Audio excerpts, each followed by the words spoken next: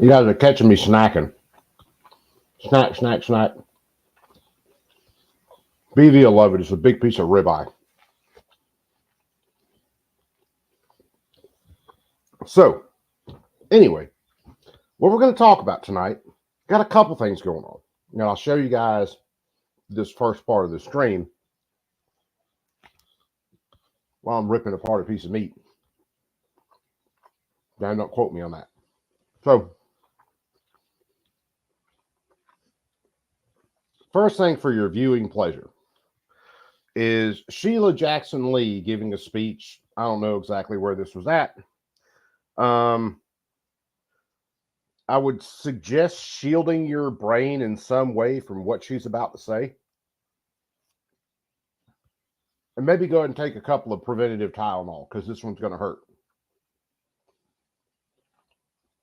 So let me pull this one up. And I'll show you where else we're going tonight. Tonight's going to be a stream, kids. All right, get ready. Provide unique light and energy so that you have the energy of the moon at night. Gabriel, what's happening? And sometimes you've heard the word full moon. And sometimes you need to take the opportunity just to come out and see a full moon is that complete rounded circle, which is made up mostly of gases. And that's why the question is why or how could we as humans live on the moon? Are the gases such that we could do that?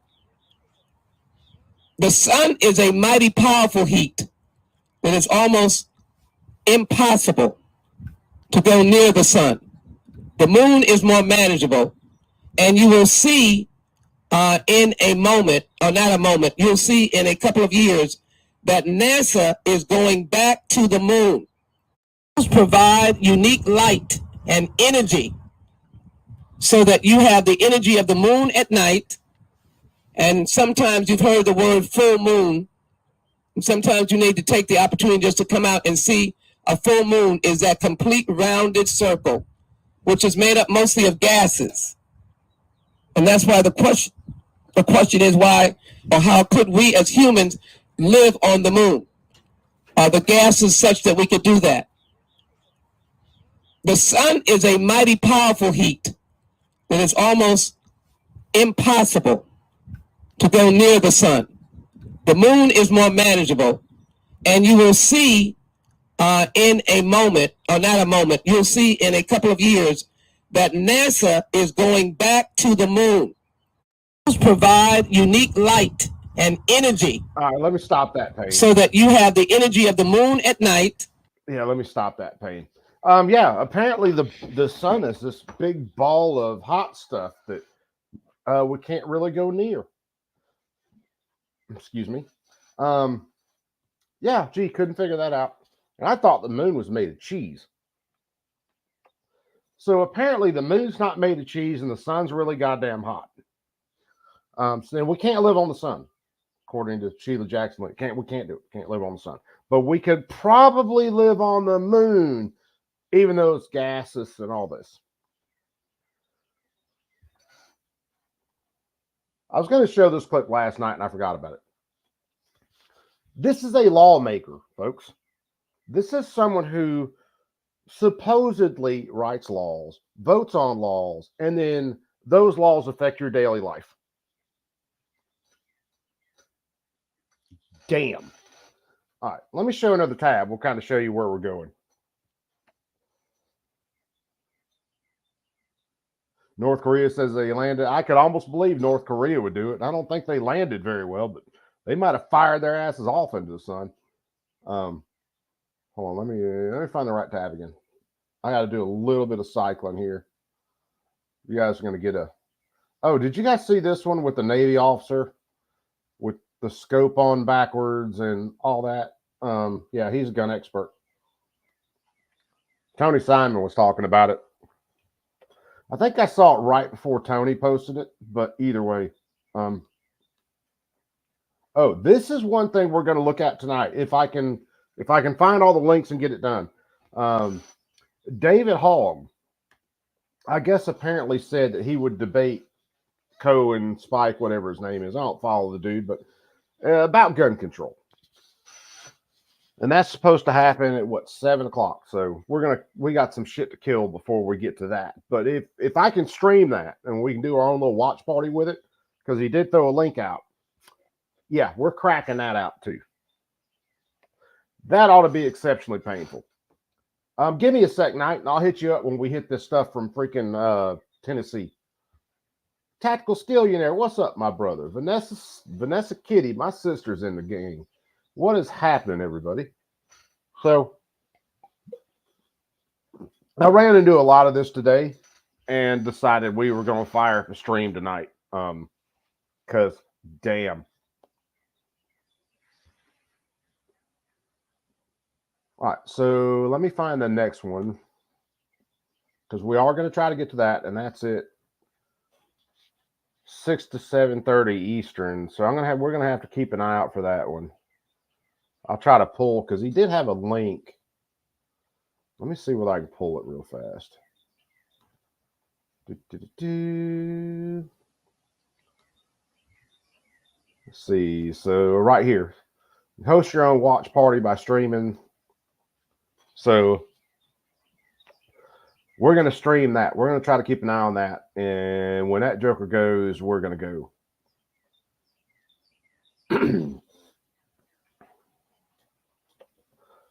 All right. So if I don't swap over to that at about 6 o'clock, one of you guys throw some shit at me and remind me. Because where we're going first is the great state of Tennessee. Where's the post? Let me cycle down through some shit.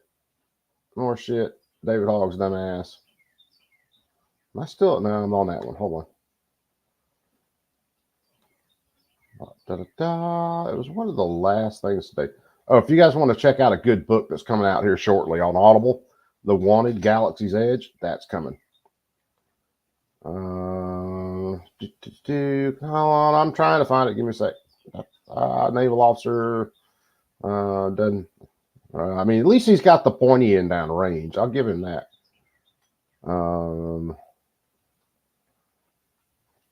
There's a bunch of other stuff to cover there. Where's it at, though? Come on. Where's it at? Sheila Jackson Lee.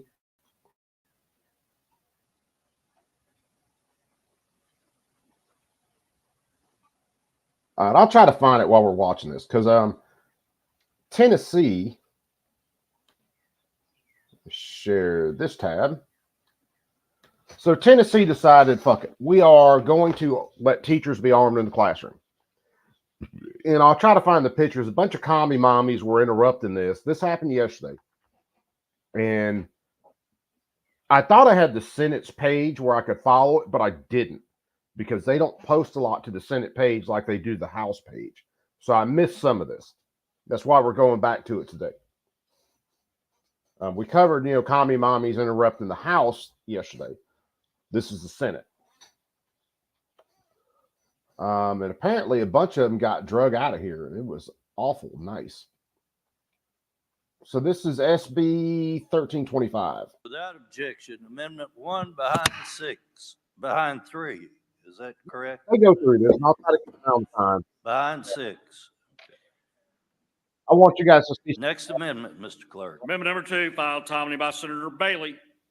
Senator Bailey, you're recognized on amendment number 2. Thank you, Mr. Speaker. Move to withdraw. Without objection.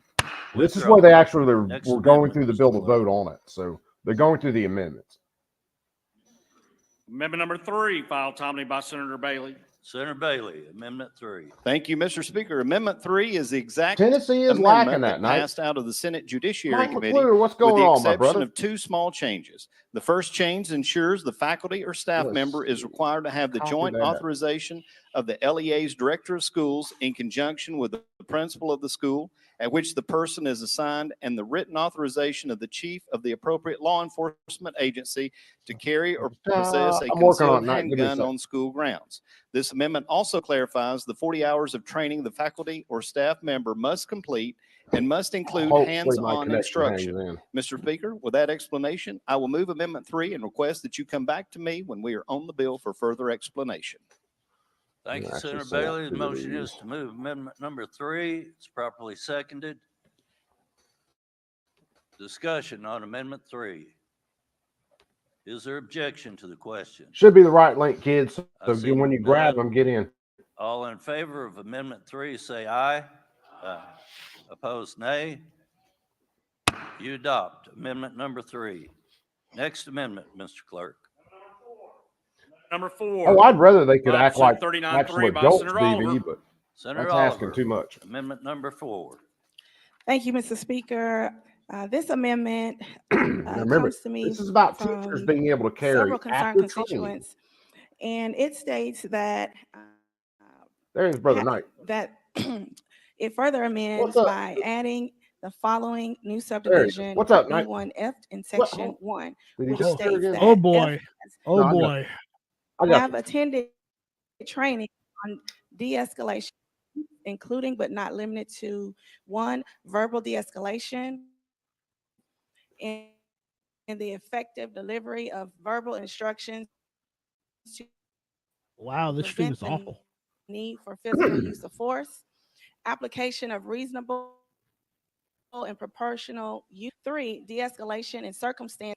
4, allowing a subject time to submit before force is used when possible. And 5, tactical repositioning, requesting additional personnel and a technique to decrease the need physical use of force. Mr. Speaker, a vote could be put on the board for this amendment. Did you download this and play Thank you, or Senator playing Oliver. it back? On the amendment, discussion. Bailey. Thank you, Or Mr. you Speaker. watched I it off appreciate the the web? gentlelady from Davidson County's Amendment Yeah, 4, I'm but just I watching move off to the web. table. Motion is to Because table. it's choppy. Cuts off all debate with the exception of the proponent choppy? of the amendment. Senator Oliver, you're recognized. Yeah, my Thank you, internet Mr. might be running a Speaker. little screwy I right now. rise in because I'm fundamentally opposed to this. Like, we are putting a Band-Aid on Let the me root get rid of some causes stuff of and what see needs what to it has. happen. You know, turn your So if we're you know, midgets gone going wild to tab pass off. this bill, if we're going to require, Excuse me, Senator Oliver. thank you. Please refrain while she's arguing her amendment. Senator Oliver. About this amendment, time off of Yeah, work to have 40 hours of training. Let's at least include a de-escalation training, because our first priority should be to de-escalate any situation that causes violence in our schools before anyone has to hopefully use a that'll make it weapon. better, guys. So I ask that we pass this amendment. Thank you, Mr. Speaker. Thank you, Senator Oliver. Motion is to table. Cuts off all debate. We'll be voting on the tabling motion. Those in favor of the tabling motion will vote aye. Those opposed will vote no. Let every member cast their vote when the bell Let me know how that's running now. Has every member voted? Does any member wish to change their vote? Mr. Clerk, take the vote. Ayes 27, nays 5. Amendment number 4 is tabled. Next amendment, Mr. Clerk. Amendment number 5, filed today by Senator Oliver. Senator Oliver, you're recognized on amendment number 5. Thank you, Mr. Speaker. This amendment sure I can deals rip with this the one. faculty and staff members that are allowed to carry a handgun. This redefines the definition to mean licensed teachers or administrators who are employed on a full-time basis by LEAs, which excludes substitute teachers. And B, those teachers who do not hold a temporary teaching permit or a limited license, and does not include a person who is enrolled as a student. So let me pause for a sec. So what they're doing here is they're going through the bill, going through all the amendments that have been submitted. Senator here is trying to submit a bunch of amendments that would neuter this bill. And you're going to see that for the next little bit. When she talks, you'll hear clapping from the Commie Mommies in the background and all that. Imagine my Tennessee shock. has it, some say don't. Yeah. Tennessee has a pretty good majority Republican. I think they might have a super majority in the House and the Senate. So they've got enough votes to basically just keep shutting her down with her amendments. And that's what we're going to see. Student at the school, regardless of whether the person is also an employee of the LEA. And with that, Mr. Speaker, I ask if we could be put on the board for this vote. Senator Oliver moves the amendment number 5. Is there a second? Properly seconded. On the amendment, discussion. Senator Bailey. Thank you, Mr. Speaker. Again, I appreciate the gentlelady from Davidson County, but I move to table amendment. Motion 5. is to table amendment number 5. Please allows only the proponent And this is to the speak. full Senator Senate Oliver. too. This isn't just the Judiciary Committee or that Thank you, other Mr. committee. Speaker. This amendment, with this amendment, it deals with teachers and educators who have not gone through all of the professional requirements that teachers who hold bachelor's, master's, and doctorate degrees have. And so we should not allow them the So if you don't have privilege a bachelor's, of master's, she carrying a doesn't want you to be able to firearm carry a gun. into our schools. So this excludes substitute teachers who may not have that classroom training, who only know these kids on a one-day basis. And this also excludes people who only hold a temporary light teaching permit. I know this body has passed several bills to address the teacher shortage by allowing temporary permits, but we are weakening the profession. And with this legislation, we're now running teachers off. So let's at least make Guarantee sure she that supports the teachers qualified teachers. What weakens carry a profession is handgun. her and people who allow Thank her you, to Mr. have Speaker. With a that, degree. I move for passage. Yes. Thank you. We'll be voting on the tabling motion. Those in favor of the tabling motion will vote aye when the bell rings. Those opposed vote no. Let every member cast their vote when the bell rings. Has every member voted? Does any member wish to change their vote? Mr. Clerk, take the vote. Ayes 27, 5 nays. And you hear all the mommies in the background. Amendment number 5 fails. Next amendment, Mr. Clerk. Amendment number 6 filed today by Senator Oliver. Senator Oliver, you're recognized on amendment number 6. Thank you, Mr. Speaker. I've received so many calls, text messages, and emails about this legislation. I feel it was only right to make sure that we had these changes to the legislation. This amendment, and I'll read it in full, deals with hazard pay.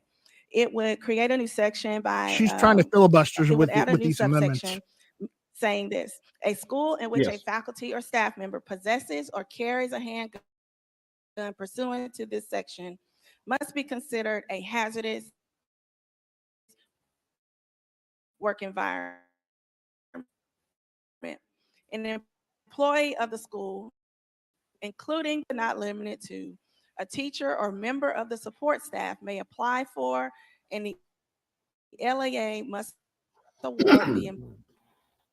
an amount sufficient to compensate the employee for the increasing hazardous duty or work duty that causes extreme physical discomfort and distress, which is not adequately alleviated by protective devices. Mr. Speaker, I move for amendment. That's a proper motion. Is there a second? Properly seconded. On amendment discussion. Senator Bailey. Thank you, Mr. Speaker. And I certainly appreciate, again, the gentlelady from Davidson County. She and I did speak in my office relative to her amendments that she filed today. I also feel like that I adequately answered those questions that she had relative to these amendments. I move to table Amendment 6. Motion is to table. Yeah, this storm Properly coming through my seconded. signals going On the nuts tabling motion. right now. Hopefully it'll hold allows out. Only Senator Oliver to speak. Senator Oliver on the tabling motion. Thank you, Mr. Speaker. Again, the rationale behind this amendment is that we have people who have never touched a firearm a day of their life. They don't want any parts of it. I understand people have a right to their Second Amendment. But we are bringing these guns into the classroom, and people should not have to be subjected to this type of distress. They should not have to be teaching under duress. If the teacher carries in every other aspect of their life, why not let them Excuse me, carry? Senator Oliver, It's please at allow work. her to continue. Senator And Oliver. if there's Can you concealed pause carry, it for a no second? one's going This to know. legislation requires that the Can you pause person this who for a is second, bringing Coop? a handgun Yep. be kept confidential. Okay. Yeah. Her whole the basis of her whole argument is we have people who never use guns are going to be scared inside of the rooms that people have guns in it to protect our children. So, you know, it's either this, you either want armed police protecting your children in the classroom, or you have armed teachers. You can't have no guns. Okay. So that's not an option, because look what happens when you leave a school undefended. You get some whack job who's probably a registered Democrat going into those schools and shooting them up. Hey, look at this. Did I leave we're anything talking out? about Tennessee here. So you're talking Did I about the leave anything trans out? shooter. No, but you're talking about a state where the trans shooter went into the least defended school she could find and then started killing people. Hi, Vanessa. Yeah, no, So- exactly. Exactly. And by the way, that trans shooter, the reason why they didn't give that much too much news coverage is, guess what? Registered Democrat. Yeah, it doesn't fit the narrative, man. No. These And people that's are all about narratives. They're not and about Gabriel, we're not. This is in Tennessee, not Georgia. Hank Johnson is the senator for Georgia, saying that Guam is going to capsize. Different guy. Oh, dude, yeah, she's right there in his freaking She might class an idiot though. She might be, but anyways, Coop, please So continue. we will now have Thank you. teachers who won't even know who is in the building with a gun. That is going to cause a great deal of anxiety for people. No, it's not. And how can they No. teach under these conditions? So with this I amendment, teach under these it conditions at every least day. Bitch. declares our classrooms as a hazardous work environment. Should something happen, God forbid, then they at least have a pathway to apply for hazard pay. So with that, Mr. Speaker, I ask that we could be put on the board and not table this amendment. We'll be voting on the tabling motion. Those in favor of the tabling motion will vote aye when the bell rings. Those opposed will vote no. Let every member cast their vote. I'm trying to keep an eye on when if this debate starts up too. So You know, I went to high school in the late 90s when the It's 27 days, 5. Tabling motion prevails. So Next amendment, Mr. when I was in Mr. high Speaker, school, back it's on different amendment than number how 1, Senate Judiciary school Committee is amendment. now. yeah, Chairman Gardenhire, amendment number 1. Thank you, Mr. Speaker. I move to withdraw. Without objection, withdrawn. We're on the good bill, Lord, Vanessa, and the 26-year-old sponsor cat. requested to speak. Chairman Bailey. Hope you that joke recognize. was Sorry name about was that, Thank you, Miss. Mr. Speaker. Members, Yeah, very sorry. there's been a lot of misinformation about this legislation. This bill does not That's a require lot. any teacher in this state to carry a gun while working. During the Cold This War. bill is completely permissive. It simply gives a faculty or staff member the option. I have worked with the Department of Safety, Tennessee Bureau of Investigation, the Tennessee Sheriff's Association, and Tennessee Chiefs of Police Association on this legislation, and all are neutral and all have weighed in. You hear the commie mommies Allow in the him to background. finish. As Excuse amended, me, this Mr. bill Bailey. permits a person employed by an LEA as a faculty or staff member to carry a concealed handgun on the grounds of the school where they are employed. The requirements to carry: they must possess a valid handgun carry permit in this state. They must have the joint written authorization of the LEA's Director of Schools in conjunction with the principal at which the person is assigned and employed, and the written authorization of the chief of the appropriate law enforcement agency. Again, members, just to point out and to be clear, you have to have the permission of those three individuals. If a principal of I don't think you should have say, to an have that. elementary school decides shouldn't that have. they do not want to participate in this permissive program, they can notify the director of schools that they do not want to allow this, and therefore that elementary school would not fall under this. But say the elementary school on the other side of town, that principal decides that he does want to participate in the program, then they have the ability to do so. Also, let's say that you are a county that you or say sheriff decide, the director of schools and the sheriff decide that they do not want to participate in this program, they do not have to do so. But let's say you are a county and a sheriff that wants to participate, you have the ability to do so. Also, the person must complete a background check and be fingerprinted by the appropriate law Hold on, enforcement we got agency. action on the They debate. must So apparently David Hogg showed up. Holy shit. He's there. There's Soy Boy himself. Looks like fucking Gumpy with a giant head. I guess the guy in the middle is the mediator. I'm guessing so. I don't know this cat Spike very well, Spike Cohen, but I'm guessing that's him over on the right. I've never heard of Spike Cohen. I've heard him before and I've seen him on X and Twitter, but this ought to be pretty fun. David actually had the balls and showed up.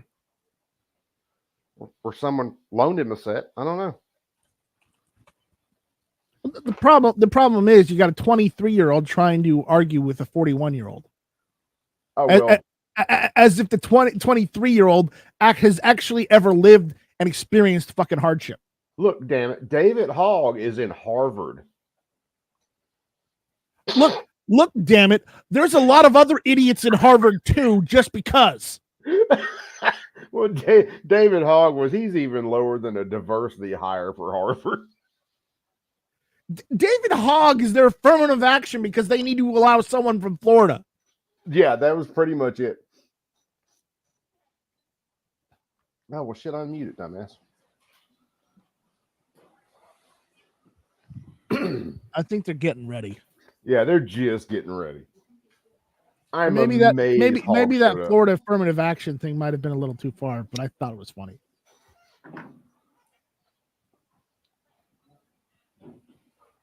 I am amazed he showed up. Yeah.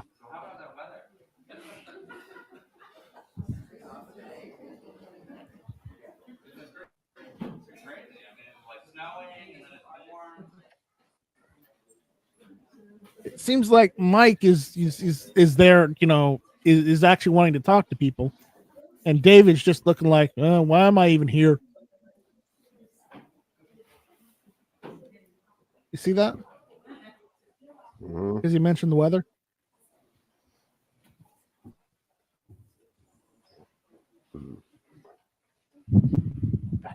Hopefully my internet will hang out because it's Good storming. evening. Welcome everyone in person and online to Guns in America, an expert debate on gun control. My name is Jessica Chiriboga, and I'm a 24, and I am the President Emeritus of the Dartmouth Political Union. On behalf of the DPU, we want to thank you for joining us for tonight's conversation. You may have noticed the QR code on the projection.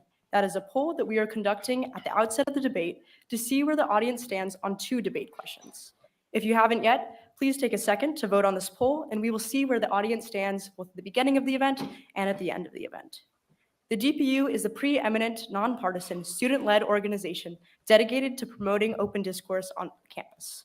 To that they're end, Democrat. the DPU hosts speakers from across the political spectrum, holds both student and expert debates, and organizes campus-wide discussions on relevant political issues.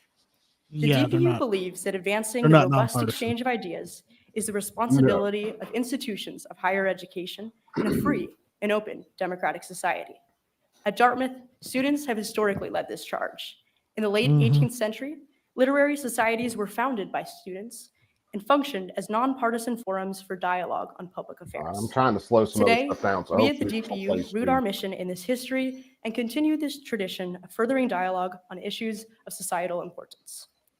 I would now like to introduce the moderator Mike, I'm for right tonight's there with you, debate, brother. We're DPU running Ambassador on the same Grayling line. Peterson. Grayling is a member.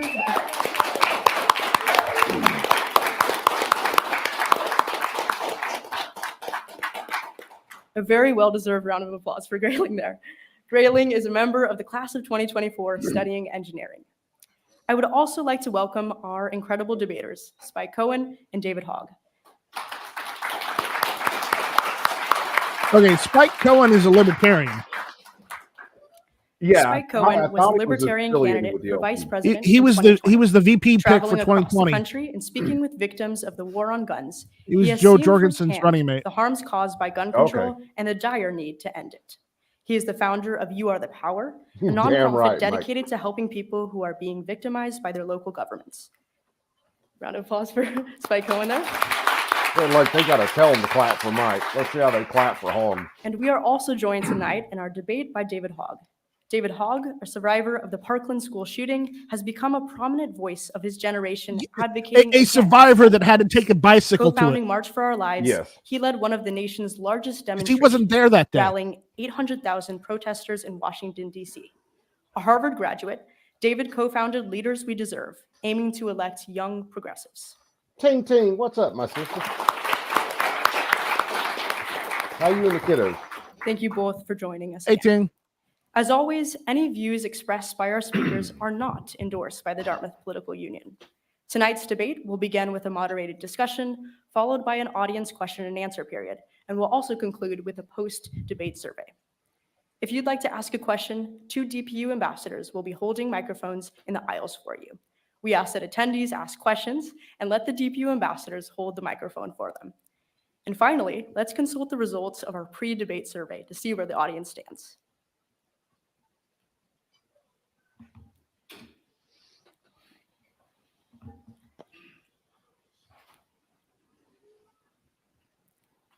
So with around 174 responses, for the first question, we asked, does gun ownership increase or decrease safety? 74% believe that gun ownership increases safety, and 28% believe that it decreases safety. Damn. For the second question, Wow. do you favor stricter gun laws? 71.8% believe that do not favor stricter gun laws, and 28.2% favor stricter gun laws. Damn, I wasn't expecting Well, those that. are our results of the pre-debate survey. And thank you all once again. And I'm going to turn it over to Grayling for the debate. I'm surprised. BV 74% polled aren't Thank you, stupid. Jeff. Yeah. We will begin with opening statements, 3 minutes from each of our debaters. David, would you like to start? Sure. I don't know if I even need 3 minutes to talk. I think most of you know where I stand on this. I would yeah, like no to shit. address one thing in general, though, which is that my view of addressing gun violence is not solely about addressing how somebody gets a gun. Bullshit. That is part of it, but it's only that. It is only part of it. I believe that we also need to address why somebody feels the need to kill somebody else, which I think most of us in this room actually agree on, including those who took the poll.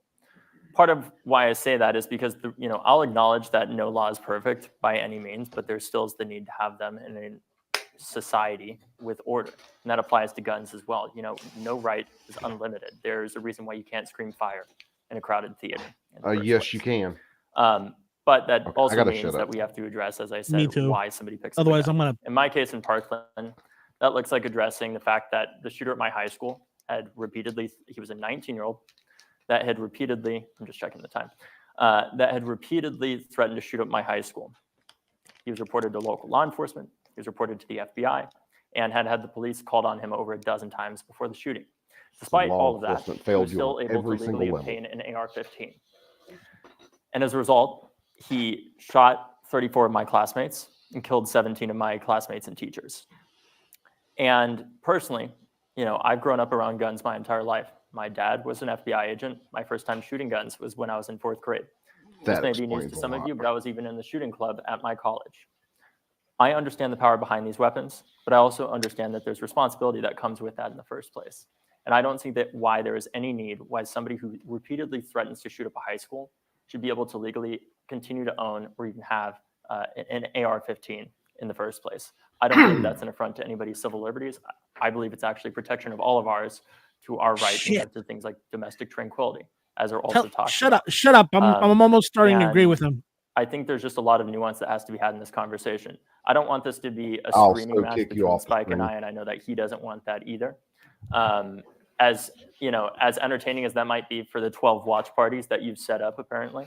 Well, there's at least 13. But I really think that this is supposed to be a conversation. That's what I want to focus on. I respect Spike as a person, even if I have disagreements with him. And I think the only way that we're going to make progress on this issue is addressing, the parts where we don't agree, which we hear all the time, and it's very entertaining. But the thing that I'm most interested in is making progress here, and figuring out what we can agree on so that we can move forward as a country, make ourselves safer, and actually do whatever we can in the interim period while we continue having these debates to focus on what we can agree on to make progress. Not because it benefits one party or the other or anything like that, but because it benefits the future of this country and ensuring that nothing like Parkland ever happens again. That's why I'm here today. It's not to This is killing my mind. not to spew a bunch of talking points or anything like that. I didn't even bring a piece of paper with me. BV, anytime you want to join a stream, let me know. I'll get you a link. Thank you. Spike. Yeah, your absolutely. opening statement. I agree. No screaming allowed. And to be fair, I actually didn't set up the watch parties, David. We just found out there were watch parties, so we let people know about them. So no, I agree with David. I think there actually are going to be some things that David and I agree upon on how we can deal with violence in this country. Okay. I think we're not going to agree when it comes to trying to centrally plan who can and can't have firearms. I think that's where the disagreement's going to happen. I'm happy to be here in Hanover, New Hampshire.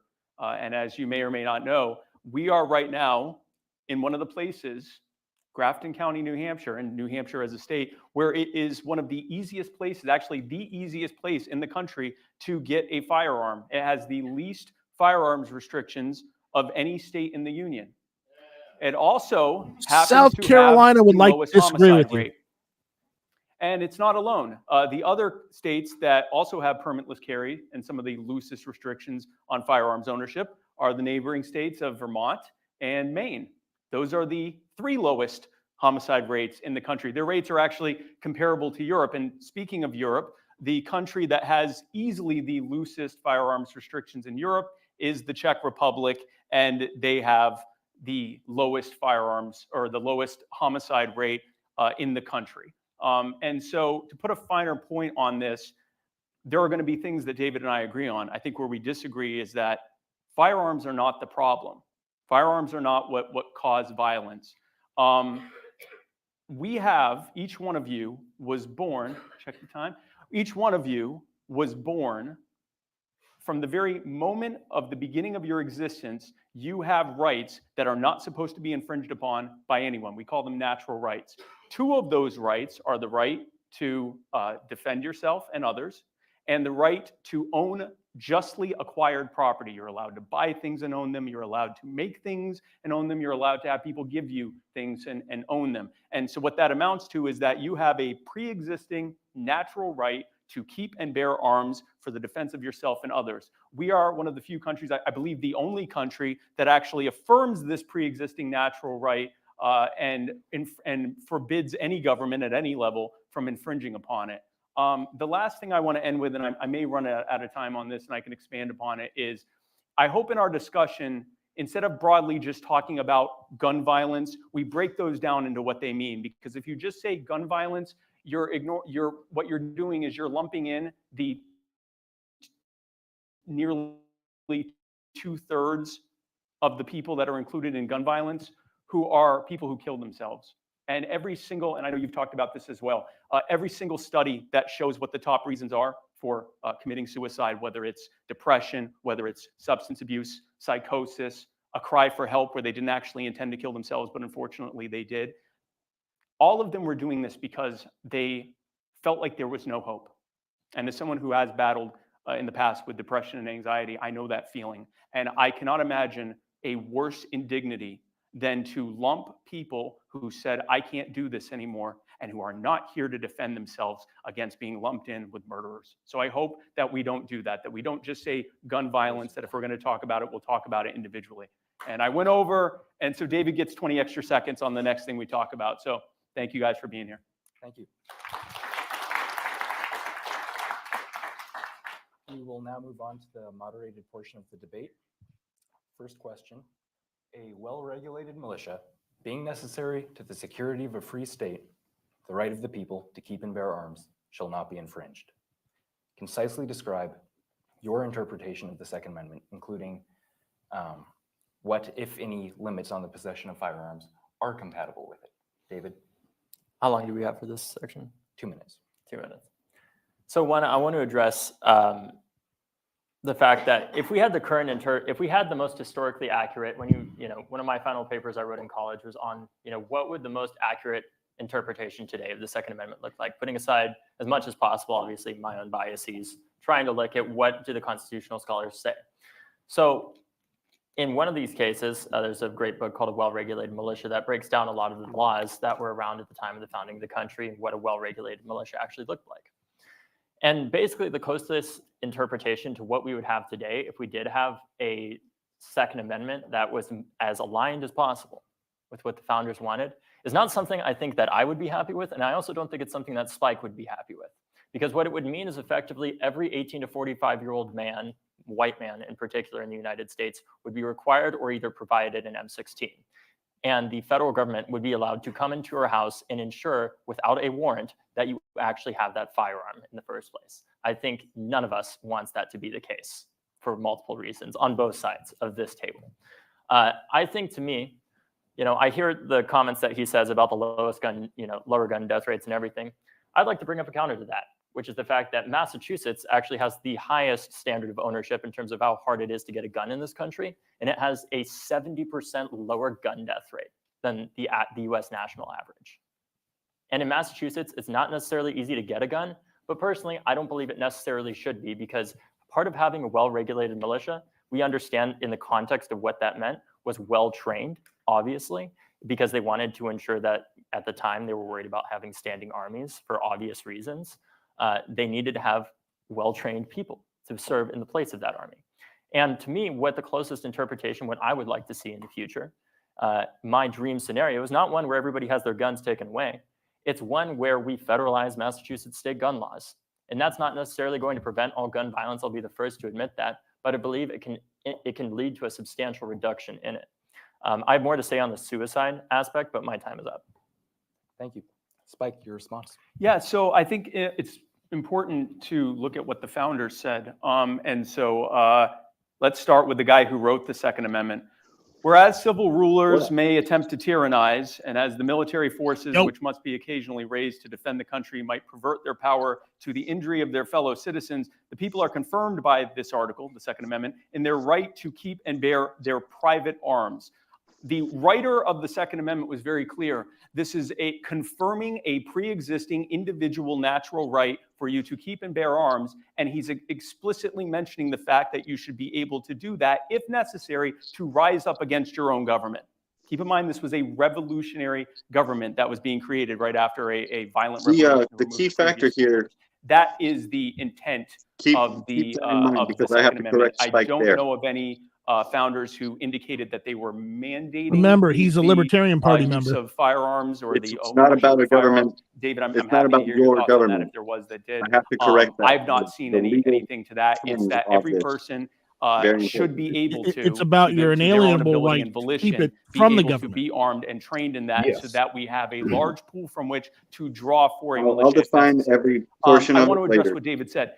David is Right. correct. We can Massachusetts is discuss definitely this on the lower scale But of there's all very violent crime, defined- including that with a gun. Yeah, it's Of very- the 10 lowest Massachusetts, 10 lowest murder rates, Massachusetts is among them. 8 of the other states have permitless carry. So what it turns out is that this is a chart. I don't know if you guys can see this, but in this Spike, chart, white on black. I hope you all have eagle eye vision. Those at home may be able to see it. This God, is I've seen the that. number of guns per people, We ain't rate of seen gun shit. ownership by person in that state, and this is the Spaceballs record. this is the gun murder rate. So not just the murder rate, but the murder rate by gun. And what you'll notice is it looked like I dropped a bunch of sprinkles on the page. There's no correlation between gun ownership or ease of access to guns and homicide rates. That is your time. If it would look like this if that were true. Anyway, go ahead. David, a 30-second response. Anybody that's taken a basic statistics class knows that there are 3 types of lies: lies, damn lies, and statistics. That's what I think that is. Okay. And let me explain why. Sorry, I have to. First of all, can I see that so I can understand the data that you're? Yeah, and this has the what's cited there. Yeah. That last So, portion was also not fully accurate. I need more time to Well, look at this chart, it's obviously, close. but from my understanding, based off of what Spike said, it's easy to understand that in a state like Vermont, people are going to own a lot more guns per person. But guess what? There's also less people in Vermont. You know where there's a lot of people? Massachusetts. It's an urban state, and it still has an incredibly low. You know what? There's a lot more in that area. Right, so too? that's per capita. Whoa. So that, oh, sorry. Shit. Yeah, okay, right. So that's per capita. So the number of people wouldn't actually matter because it's per capita. So by the way, this is also international. How much time do I have? 30 seconds. Oh, okay. Yeah, I'll get into that later because I know where that'll go. Yeah, no, you're right that there are different layouts, but if you look, that's a mix of rural, suburban, urban states. It turns out that there are a lot of other factors, ones which I believe that we would agree on, things like the prevalence of the war on drugs, over criminalization, and things like that that contribute to death. Putting a fine point on this, it ain't the guns, which is my point. Next question. Polling shows that a plurality of the U.S. population consistently desires stricter gun control. Yeah, hold on to that, David. You Should might learn any something. right be unassailable by a Democratic majority? And if so, does that right protected by the Second Amendment fit this bill? Can you repeat the question? Yes. Polling shows that a plurality of the U.S. population consistently desires stricter gun control. Should any right be unassailable by a Democratic majority? Yes. And if so, every right does should that right protected by the Second Amendment fit this bill? Spike, you can start. Yeah, so I recently saw a poll that said that 64% of Americans supported the Bruin decision, which basically said that almost all, if not all, gun control is unconstitutional. So I'm interested in that statistic. That's not exactly the Bruin decision. There was a poll done a few years ago where 30% of people who were polled said that they supported bombing Agrabah in order to reduce terrorism. Agrabah is the fictional city in Disney's Aladdin. It is for that reason that, no, I never support allowing your individual pre-existing natural rights to be infringed upon based on what a majority vote means. I shouldn't have to explain to everyone in here what the history of the majority I don't know, Coop. deciding I what still the want to bomb minority it. is or is not allowed to do look like. By the I way, do part of too, what that but- looks like is gun control. In the Dred Scott decision in 1857, Because Chief Justice technically it's Taney where said, Iran is "Look, right now." Of course we can't treat black people like people in this country. If we did, they'd be able to own firearms and carry them wherever they wanted." Gun control is actually one of the best examples of what happens when you let a majority population decide that a minority population shouldn't be allowed to exercise some of their You're rights. working on It words. looks like Hold on. a large Exactly group of this. racist white people telling black people you're not allowed to own Oh, firearms. that's the shit you got to sand off. Okay, No, I got well, you now. the point here, you have to point out my- that my it's extra always 40 about seconds. how the minority will always be For your the donation. scapegoated one as to why you cannot have these First of rights. all, I want to say one Yes. thing that this Doesn't matter who's the cover minority is now, exactly as long the as the two one types that of you're gun using deaths is that the he was talking easiest about. If we fucking actually example. saw the gun Use suicides it. on this chart, it would look a lot different. Because that's the most. Nobody wants to admit what's happening, but they can admit what happens. To address the question Fuck 'em. more directly, obviously now. First of all, that is not how America works. We don't simply vote where all of a sudden we have a Wish that we massive all have country. little As far as avatars I that know, could bounce correct me around if in I'm front of the wrong, screen Spike, like I've Mystery never heard Science of this Theater constitutional 2000. procedure, where We do. any American, BB just hasn't you can just uploaded say, you know his what, we're going to have a to ballot measure in this StreamYard. country, and we're all going to agree whether or not the Second Amendment exists. Yeah, but it's That still is not the how same that works avatar. Then we at could all. like throw So popcorn I at think the screen and there's a shit. flaw I know. in that I know. question, for I one. love how this little shit because braider is like saying, "Oh, that's not how voting works in this country." irrelevant, Yes, motherfucker, frankly, that is simply not how because that voting isn't works in this how country. that is handled. Because if it Not to mention did, the fact you that shit I wouldn't breathers that's a would have already done representative this. democracy Yes. in the first place. Fuck That's- up. I don't And disagree. you would have already rigged it. Fucking- to say Oh, you This win guy's all the a- time. Americans don't want something that it shouldn't be a right by any means. That is I hate absolute- disingenuous that absolutely people, not dishonest the case. fucking Let's turds, and be he was clear, too too, young to be that an it honest is person. possible both to have a First Amendment and also not have people yelling, screaming that there's a fire in a You crowded can theater. scream With all fire in a crowded rights, I theater. can scream there are "fuck you" to limitations death. that we don't have. Yes. There's no right that is completely unlimited, including the Second Amendment. What I'm advocating for here is simple limitations. I didn't on say it'd this. be a good That is idea. not saying that We nobody already should have have simple guns or limitations. anything like that. What I'm advocating for, And I don't like higher those. standard of ownership in this country, while also addressing the fact that I do think Spike and I, although I don't think we're going to end up discussing this much because of our limited time, there are areas that we do agree, such as around the criminalization aspect, addressing poverty, addressing the systemic factors that play into driving gun violence as well, that I think are actually also very important for us to focus on, along with those 2/3 of gun deaths. And Spike, I'm going to take that 40 seconds you done. It was 40 seconds, right? 40 seconds. You got 42 seconds Okay. left. So in those 40 seconds, I'll just talk about gun suicide in particular. Let's be clear. Somebody who wants to Nothing kill but themselves pumping and up is the very deaths. determined on doing so is likely going to do so if they are extremely determined. But the reality is, with a gun, you rarely get a second chance. So 90% of people who attempt suicide and survive their first attempt do not reattempt. But the odds of surviving an attempt of suicide We're with going to wind up firearms pausing are this and less than having some 10% discussions. typically. But the most common type of suicide attempt is actually drug Is this overdose. live or recorded? People about This is 90% live. survive that. Oh, With a wow. firearm, You actually caught in something places live. like this, where Spike likes to point out, well, in Vermont, they have tons of guns Yeah, and we get the witness of a retardation. much lower gun death rate. The reality is that the suicide rate is still much higher. And if people get that second chance, because there are stronger regulations, like just a waiting day period, the better off you'll be. I want David's additional 10 seconds. He just Go ahead. I donate so them now I back. get 40 seconds instead of 30 seconds. You actually can say At least fire they're in a playing crowded it. theater. I'm going to be the libertarian who's going to focus on. I'll the most point out why Spike is so good with fire in a crowded theater. currency. The Well, decision in Spike's which got they Never mind, 20 I would years take on 10 David. seconds too, real fucking quick. It's an over. act of Mine. alien and Spike's- Sedition Act later Spike's my needs to age, be so he's actually unconstitutional. lived. If you yell fire in a crowded theater, you'll be trespassed, but you didn't actually break a law by saying that. The First Amendment is every bit as inviolable. Might be trespassed. Second of all, But you if I are save correct my about face, and I figure was me out. actually compelled by the fact that there hasn't been any study that has shown that gun control reduces suicide rates. And I was surprised by that because you are correct. Someone who uses a gun to commit suicide is more likely to get to succeed, unfortunately. But we've seen the data. It doesn't actually, gun control, we haven't, and I'd love to hear from David on this, but gun control. Your time is up. Yes. Just give him my time, I'm sorry. Yes, sorry. Go ahead. But David, your final 30-second response on this question. Yeah.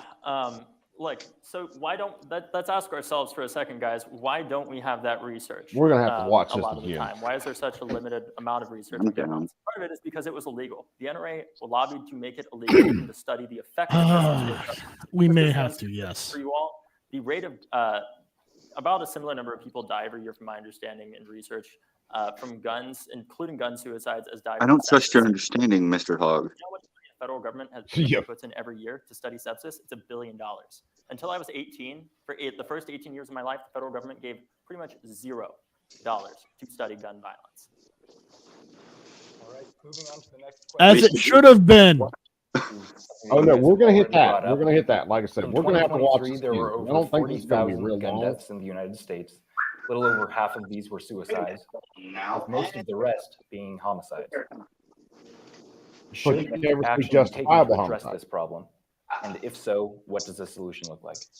David, How long? 2 minutes? 2 minutes.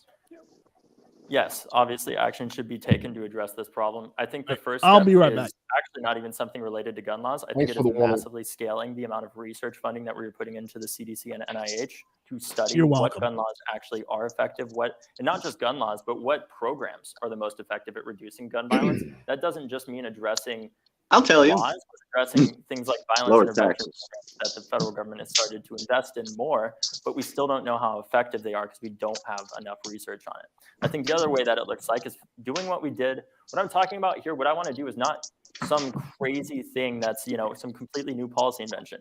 My dream scenario is just doing what we did with Obamacare, where we took that from Oh Massachusetts, my fucking federalized God. it, and doing the same thing with Massachusetts state gun laws that thus far have been ruled largely constitutional, No, despite they Bruin, haven't. and proven largely effective, even in an urban state like Massachusetts, where, unlike in Vermont, people actually live less than a mile from each other in Massachusetts. And guess what? If you live that far from somebody, you're a lot less likely to get in a fight with them and potentially harm them than you are in a place like Boston, for example. Then please explain to and I me think the other thing that we need to do is also why so many fucking cities have a have all the holistic approach where we aren't just addressing how somebody gets a gun, although I obviously care about that. We need to address the fact that, frankly, the reason why shootings don't happen, and I agree in some respects with Spike on this, the reason why gun violence doesn't happen every day in a place like Parkland, I'll be the first to say, is not because we have the strongest gun laws in the country or the most police officers. It's because the median household income in Parkland is over $100,000 a year. And people having opportunity and hope, people having jobs, people not needing to struggle to get by is one of the best ways of preventing violence, and that doesn't even deal with gun laws. And if Spike wants to work on that, I'm more than willing to have that Definitely conversation listening to to work this on that again. together to figure out what we can do there. Because I don't believe that everything is like you either have to completely agree on everything or you just Barnaby, can't work what's together. up, my I think there brother? are common grounds here that we can work on together. Yeah, no, I agree. There are many other factors involved that we need to deal with. Sorry, I forgot your question. Oh, 40,000 gun deaths. So when you look at gun deaths, they broadly go into 5 different categories. Suicide, which is nearly 2/3. Murders, which have been steadily dropping. There is a multi-decade trend of the steady dropping of the murder rate over time, even as there are more and more guns per people in this country, 420 or so million and counting. About 13 million a year being added to that. Then you have justified killings, which have actually kind of been going down as well, because when there's less crime, there's less people killing the criminals that are victimizing them.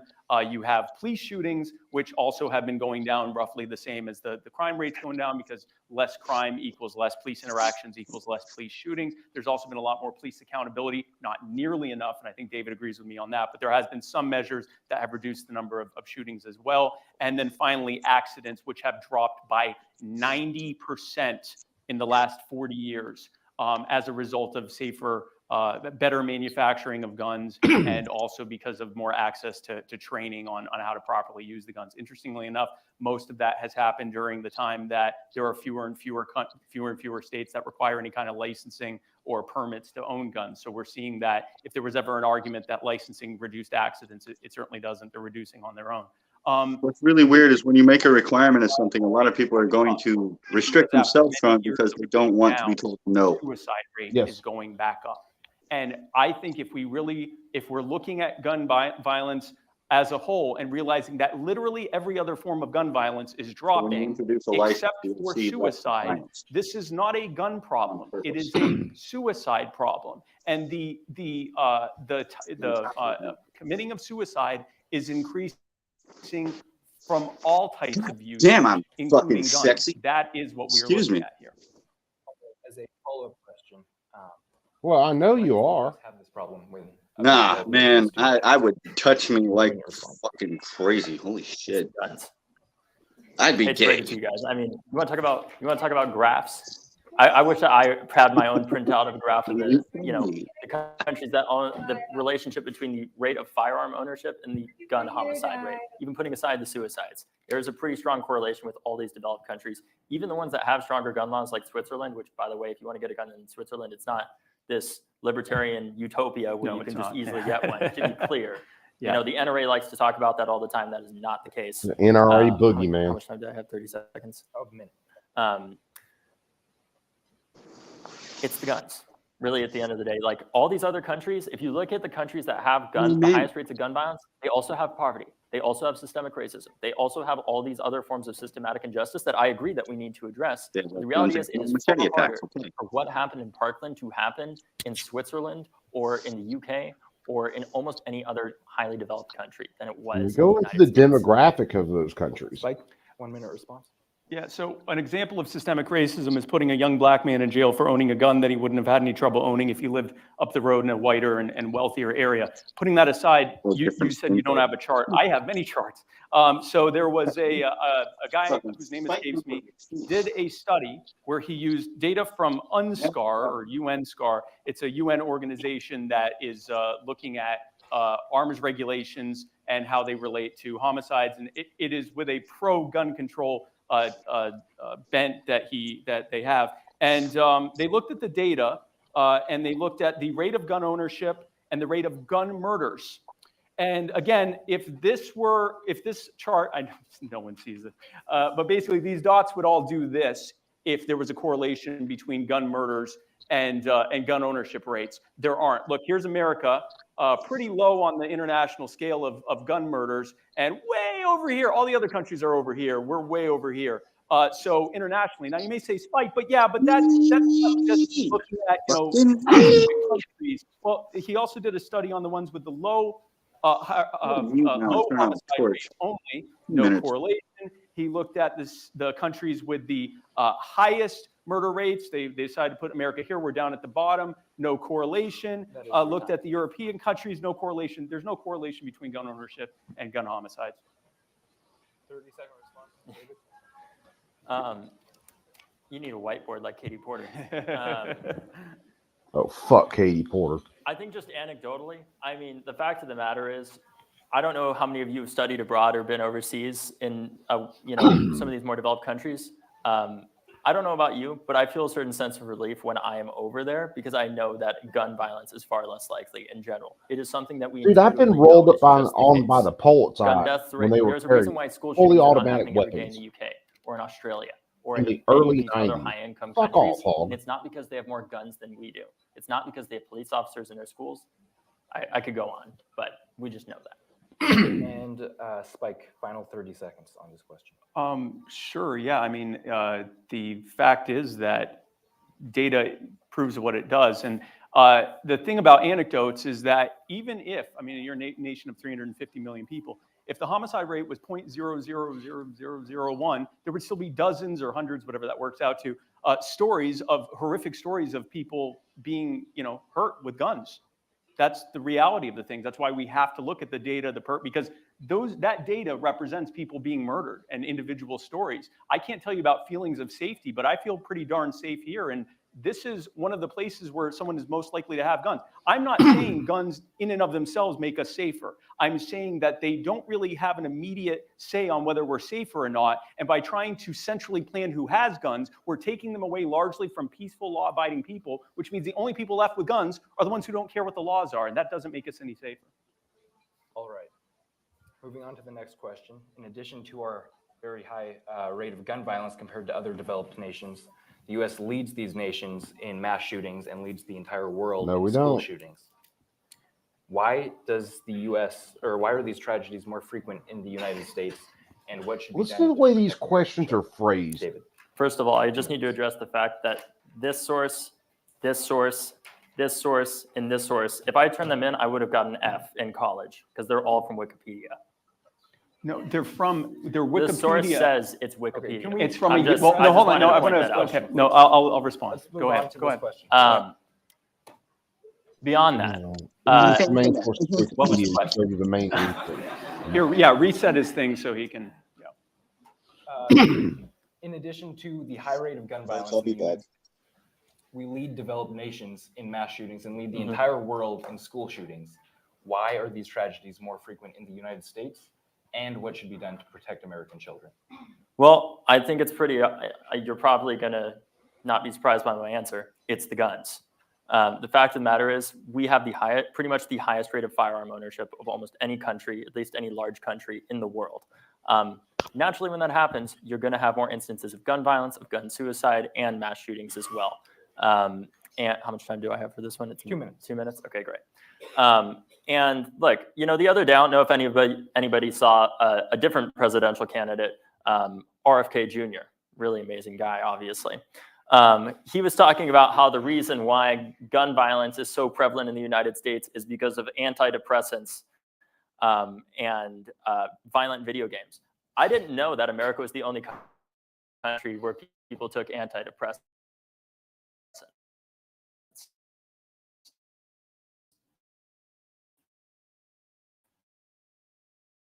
And played violent video games, frankly.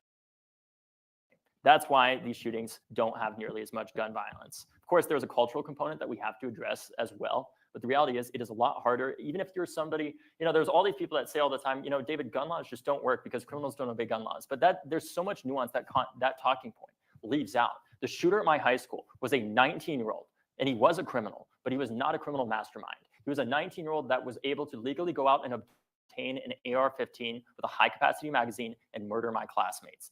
He did not have connections to the cartel or the black market, right? Obviously, in some instances, people are still going to be able to get guns, but an instance like that, where somebody repeatedly threatened to shoot up a high school, not only should they have not been able to get an AR-15, and I don't believe that actually infringes on anybody's rights. I think it actually protects our rights to safety in the first place, right? I think that's just common sense, and that's what I'm advocating for. It's not a world where everybody has their firearms taken away or anything like that. That is not what I want. Also, that would be logistically impossible and constitutionally impossible. But that's my opinion. Spike, your response on Yes. school safety. So first of all, I apologize for that. That was uncalled for. I'm glad you got your 30 seconds back. Second of all, the Wikipedia listings are of the data that was reported to UNSCAR, both of the firearms rates per person, the firearms per person rate, and the homicide rate, which I actually believe is the data reported by the individual country's governments. So that's where that's listed, but it's not, the source isn't, trust me, bro, I saw it on Wikipedia. If it was, you would be 100% correct to call me out on that.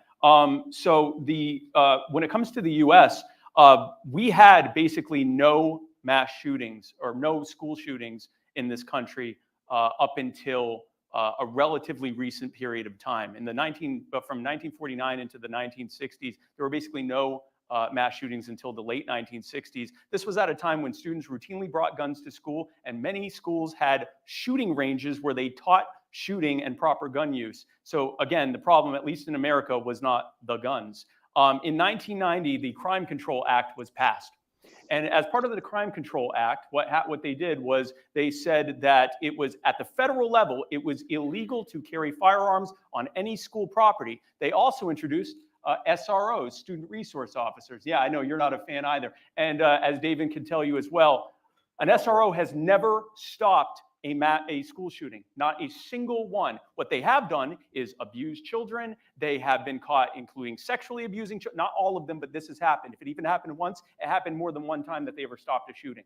They are not useful. So basically what the federal government did is said any peaceful law-abiding person in this school is not allowed to own firearms, and we're going to over-police it as well. In other words, they introduced the conditions that it imposed on the inner city into government-run schools, and lo and behold, we suddenly started having school shootings.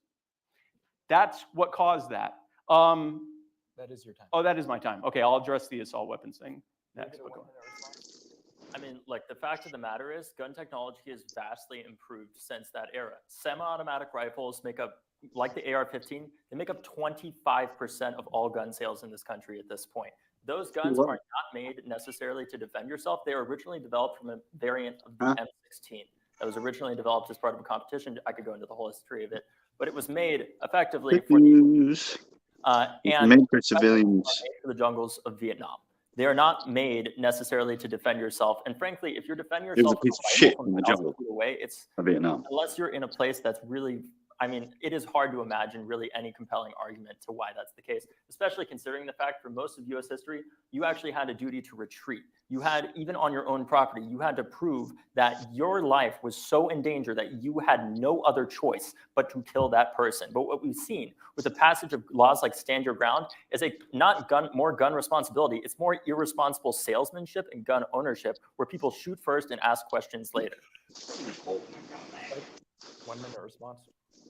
Yeah, so I believe that standard of having to retreat started in the 1940s with the Model Penal Code, which was explicitly added in order to make it harder for marginalized people to claim that they were defending themselves. Prior to that, we had decisions like Bad Elk versus Oklahoma, where a Native American killed two police officers who were attempting to arrest him, and the federal government ruled that he was within his rights because they weren't in the right jurisdiction. That's what it used. Of course he is. Anyway, back to the for some reason it's been very swept under the rug that you can right. There are you arrest yourself 5 million when and they're counting, breaking the fucking law. Rifles in this country. There are about because that individual breaking the law is not following the law. And you are changed recently. Killed by someone wielding an assault rifle. Very stupid. Like to be stabbed, and you're something like 17, maybe it's 14, but it's in the teens. More likely to be killed with a pistol. So that's really it is, and that's with any rifle, including hunting rifles, not just assault rifles. It is why in 2004 the Department of Justice. Yeah, go ahead. Let him have his time. Go ahead. Yeah, AG, you got another one there. That one sentence. In 2004, the Department of Justice determined in a study that the assault weapons ban had either no effect on the murder rate. Damien, what's up, brother? Or so little effect that it could not be measured. Damien. As a follow-up question on the topic of schools, should schools be gun-free Welcome in, zones? everyone. And should schools arm teachers or increase armed security? Folks, how much? 2 minutes? 2 minutes. Like, you're going to notice one common theme with most of the things that, again, I have a lot of respect for Spike as a person. I just don't agree with him on the issues that we're arguing about, obviously. The reality is a lot of what he's bringing up is going to have one common theme. it's selling more guns. Because that is what we've done. We've created a society, That is more system of proof this little incentives for these bastard gun cannot manufacturers where debate they're on this one. protected from liability because they're one of the pretty much there are three industries in the United States that cannot be held civilly liable. It's like going as an arms dealer is literally being a nuclear fucking energy companies and the firearms industry. Yeah, we're gonna And run that the only through this exception when to it's that is done. if you We're gonna pause manufacture it a and talk. firearm and it is improperly I don't used know and if I can be it nice. goes off and blows up in somebody's face. But I do think schools should be gun-free zones because I think they should be schools and not prisons. I think that they should be schools and not, police states for our children. I think that there's actually a strong libertarian argument to be made that having guns in our schools endangers the future of our country because we're effectively grooming our children to believe that they're safe nowhere in many ways, and it makes them more compelled to believe that they need, that they just can't be safe in the first place. And I think Give everybody guns. let's just for a second to answer the arming teachers question. How many of you have ever had an argument with your teacher or professor? How would you feel if that person had a Glock 19? Right? Well, good for you, sir. I don't think most of us, most of the students in this room, and I'm sure there are some that don't agree. But the reality is, human beings are incredibly emotional and stupid creatures, and adding guns into these situations is going to make it deadly. I don't care how much. You blame the rest of us for your emotional fucking. You cannot train out instincts black from them. butt. You can't train out the fact that did anybody They see project recently a lot at of their Chipotle, somebody got their insecurities on order gun wrong owners. and a guy pulled out a gun I on the do manager. find a big problem with that because I find myself dealing with that issue constantly. People always tell me what they think, but it's not what I do that they're worried about. It's what they They're think. well trained. I know it's not Fuck what necessarily you what think, Zach is buddy. advocating for. You think stupid thoughts. I don't do that. I calculate every fucking thing. Everything. If I can perceive it, I calculate. Yeah. Okay. Can you start over? Because my reaction to that was being a was like retard. 5 seconds. I And I have all thought the free time in the world. I thought I only had 30 seconds. So the joy of that. Sorry. Okay. Yes. I'm not. 2 minutes on should schools be gun-free zones or should we increase armed security in schools? Yeah, no. Actually, I'm not sure either. I don't think that the SRO model it's a terrible, terrible model. Over-policing is a bad idea. We have too many cops. And I think we probably both agree on that. We have too many cops and we have too many laws. And if there is going to be any kind of security He thinks in the schools, teacher would shoot somebody over an argument. That's fucking shouldn't be there as stupid. law enforcement officers because cops are hammers and everyone's a nail. And we shouldn't be treating students as nails. So I think we agree on that. When it comes to guns, in the United States, American schools were as safe from school shootings as our European peers prior to 1990 with the introduction of the Crime Control Act, where we, again, imposed the conditions of the inner city, saying if you are someone who cares about what our signs say you can and can't do, you can't have a firearm. Oh, but if you're a potential school shooter or a criminal, you need to know that you'll be the only one in here without a firearm, except for the SROs. They're going to run away. And then if you start shooting, we're going to call the police. And they will stand outside and wait for the gunfire to stop. And then you get to decide whether you want to die in a hail of bullets or turn yourself in. If you are someone who has decided to rack up a body count of people, then basically the sign might as well say, this is your oyster, come and get it. And that is what a so-called no-gun zone looks like. That's why 94% of all mass shootings have happened in so-called no-gun zones. We are saying if you are We're peaceful, going to win this argument with dead baby memes. That's what Spike's you also basically can doing. have a gun, but you don't care what the laws are. I want to address liability. I got enough time for this. Because essentially what's happening is that the more they restrict defending students at the school, firearm manufacturer, the more this happens. makes something faulty, then they should be liable for that, but not if someone uses their gun to do something illegal. That's true of everything. We didn't Tim's only like 35 years old. Darryl Brooks used a Ford Escape to ram down and kill dozens of people during the Waukesha Christmas parade a few years back because it wasn't Ford's fault. And it's not, it's not Colt's fault if someone uses their AR-15. David, a 30-second response. I mean, the fact of the matter is, I don't know about you all, but last I heard, schools in Europe are also gun-free zones. When was the last time that we heard about a school shooting there? Maybe it's because they don't have guns nearly as much. Russia. Just saying.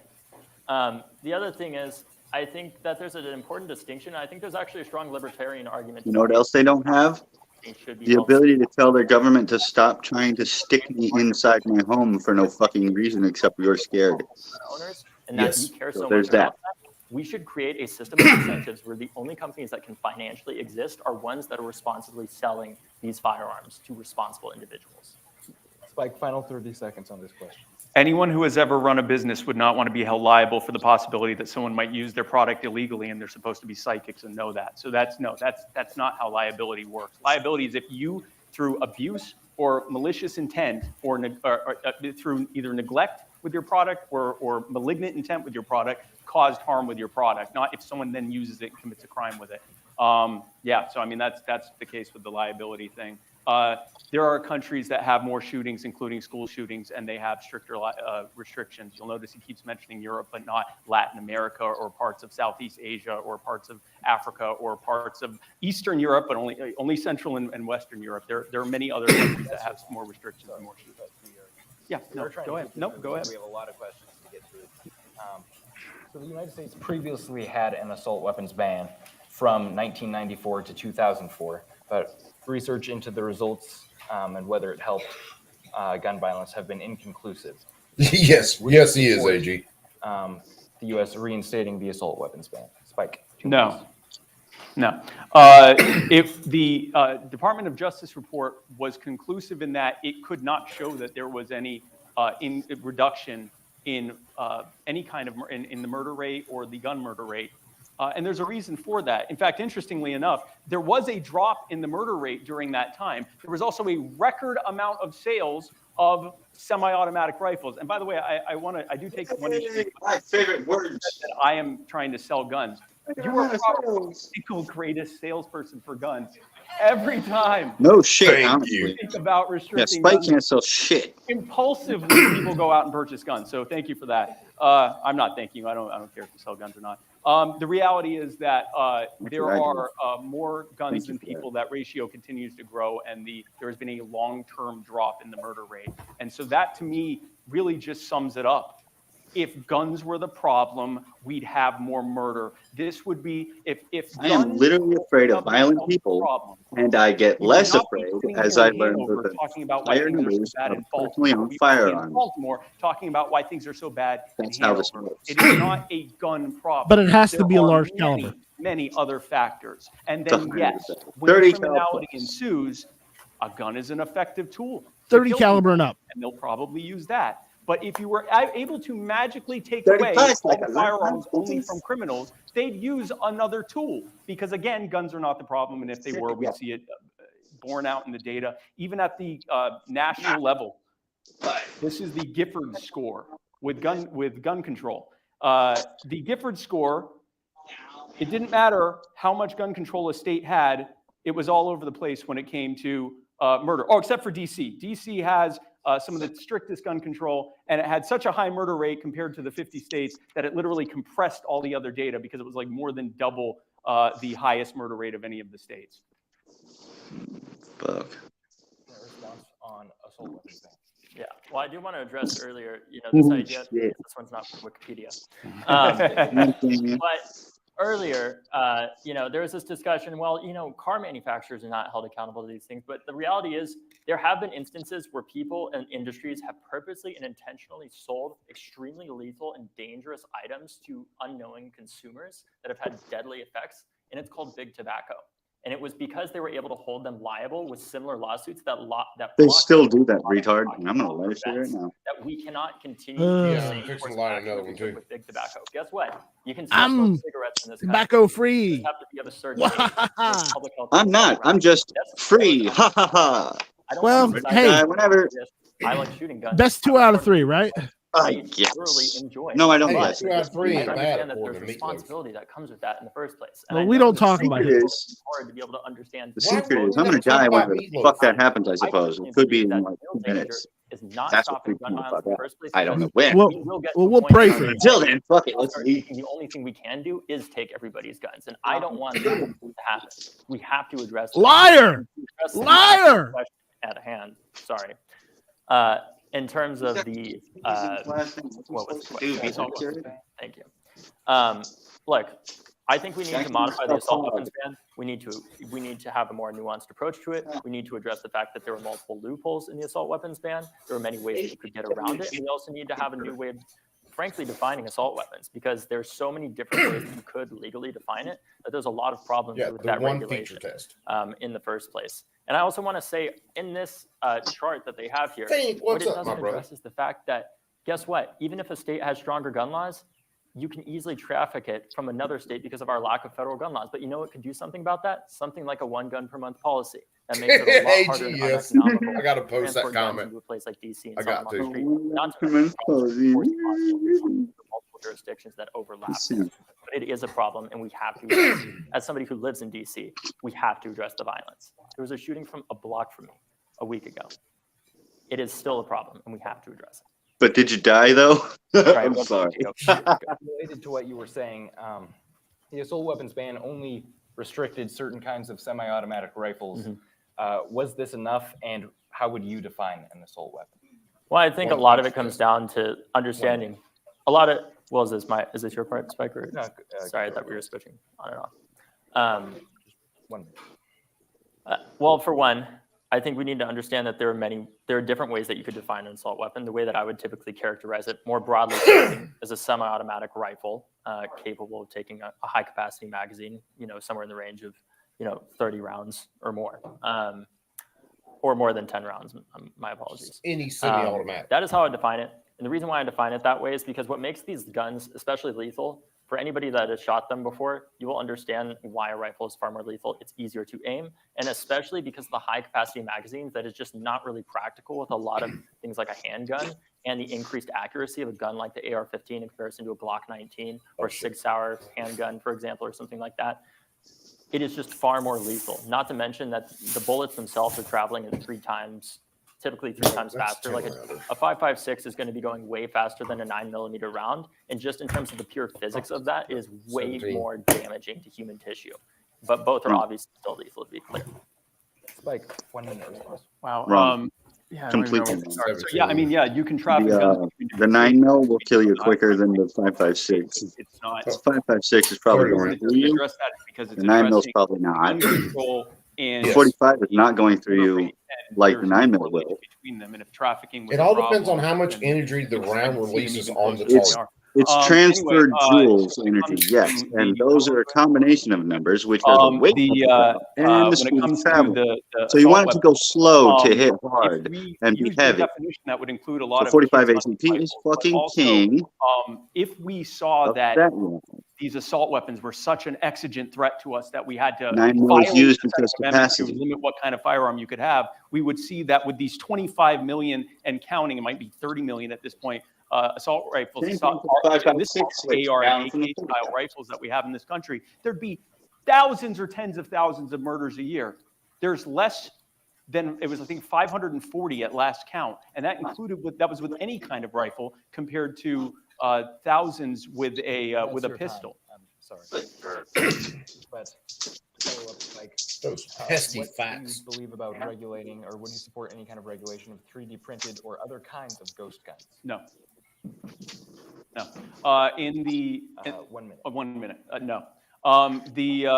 In two recent decisions, two recent court cases, Vanderstock, and the other name is escaping me, the ATF and the Attorney General of whatever state introduced it were asked to provide evidence that ghost guns, which are just the newest scary term for home manufactured firearms, it used to be Saturday Night Special back in my day, that's how old I am, that they could show that ghost guns were tied to a higher level of crime. The ATF and that Attorney General both declined to do so, because there isn't any evidence that they provide that they're any more dangerous or more likely to be used in crime or anything else. I want to address the tobacco liability, because that is a good point, that we held tobacco companies liable, because they intentionally hid data showing that there were health problems with smoking tobacco, and there is no safe way to use tobacco. Neither of those are true when it comes to guns. Gun manufacturers one safe way.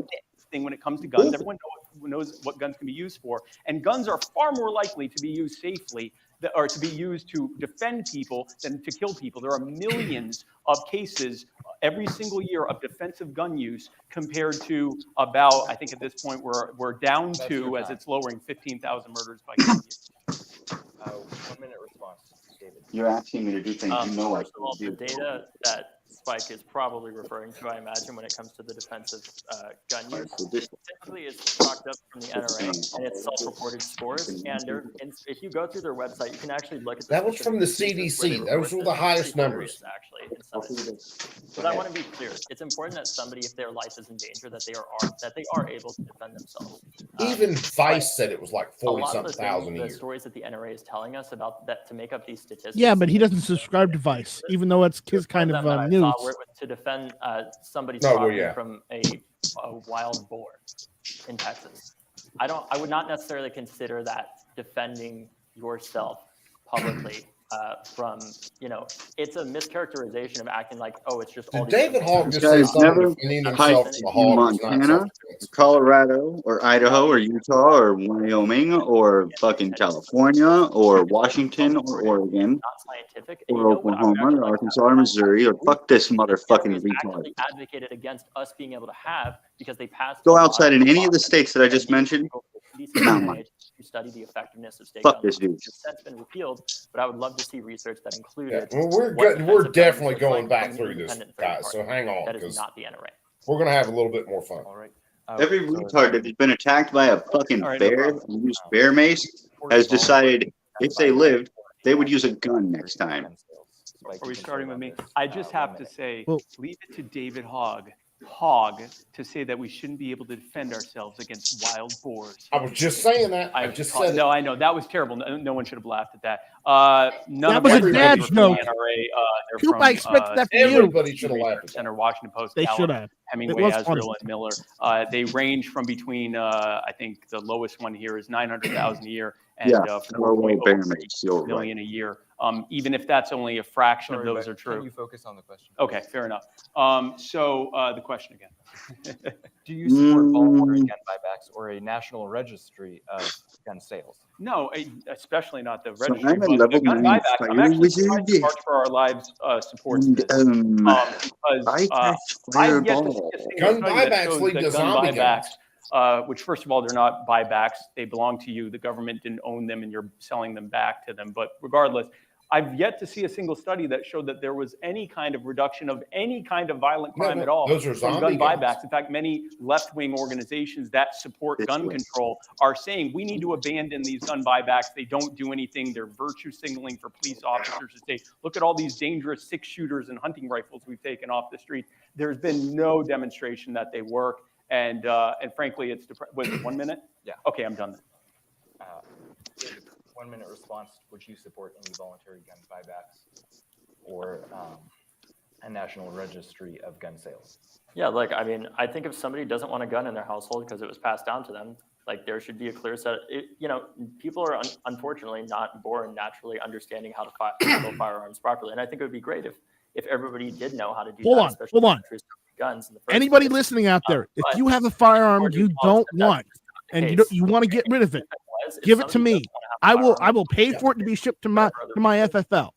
There should be No a I will cost. give it a free home too. way for them to remove that firearm from Just their house saying. and give it back with the financial. You don't want a gun in your house, you don't have to have one. Because, Just give while it I to don't know somebody about who's going to this, use you it brought up and about enjoy it the instead of murder someone rate, who's going to go and destroy it.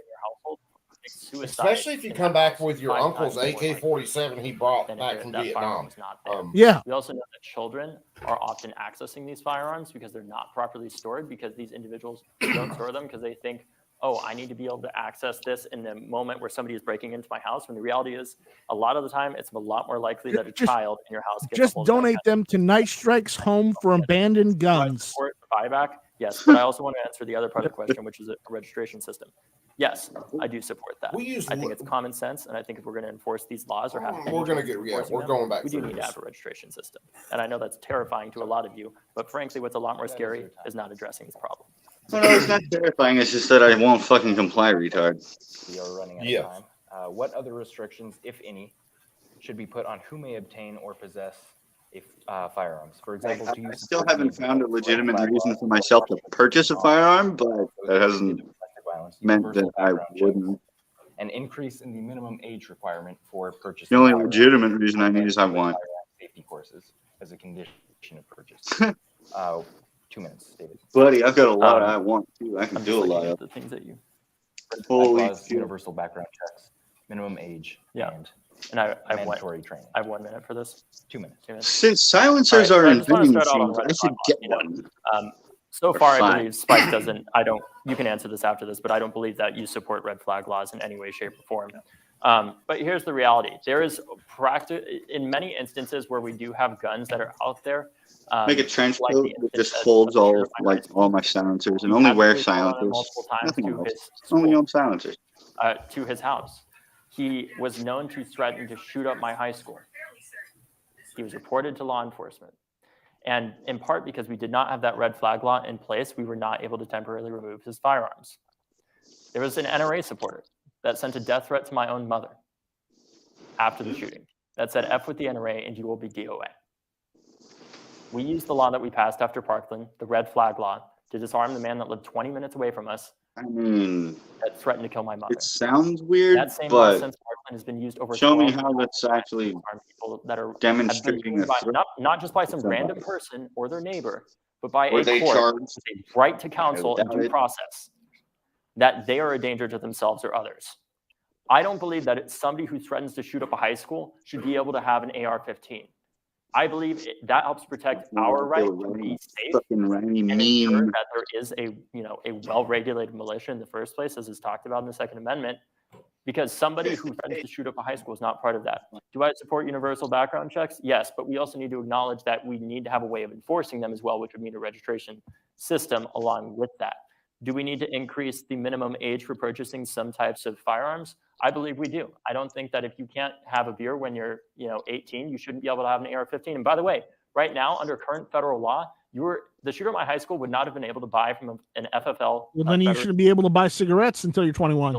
Would not have been able to purchase alcohol, cigarettes, and guns until you're 21. If you want to go that route, Buddy, they already can't buy cigarettes till they're 21.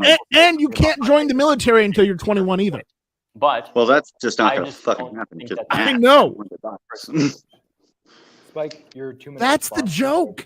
Universal background checks and minimum sad. age. That's not a joke. Firearms safety course. Yeah, sorry, I was writing them down. So it's sad, but that's the way we're going. Yeah, so when it comes to the background checks, multiple studies done, none of them concluded that they had any meaningful reduction in the trend that was already existing of the lowering murder rate that's happening in every single state in this country.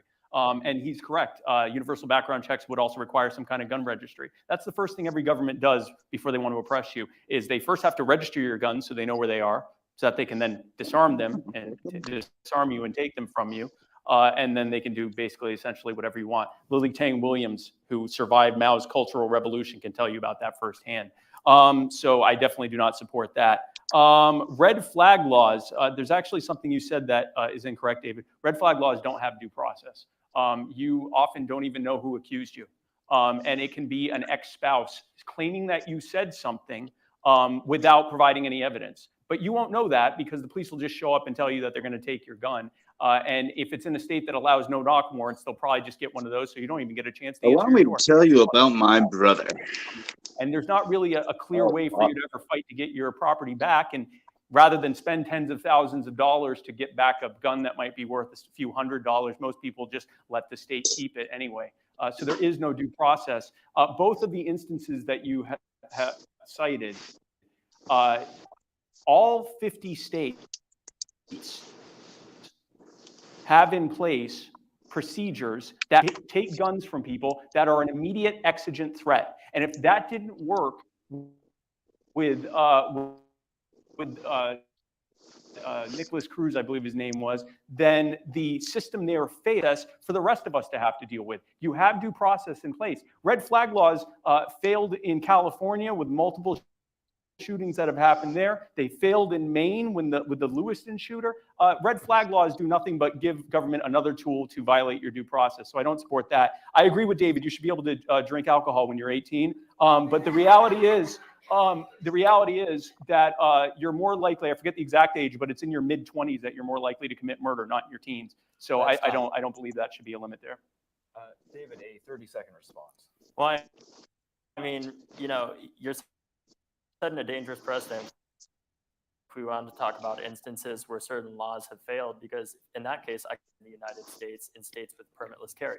over and over again. That is a I'm gonna jump out. Is You every guys, law perfect? No. By you guys no take it means. easy. I gotta get some dinner. No law is perfect, but there's a reason we still have laws in the first place, right? What I'm advocating for, and frankly, in the states, differences in how they pass laws.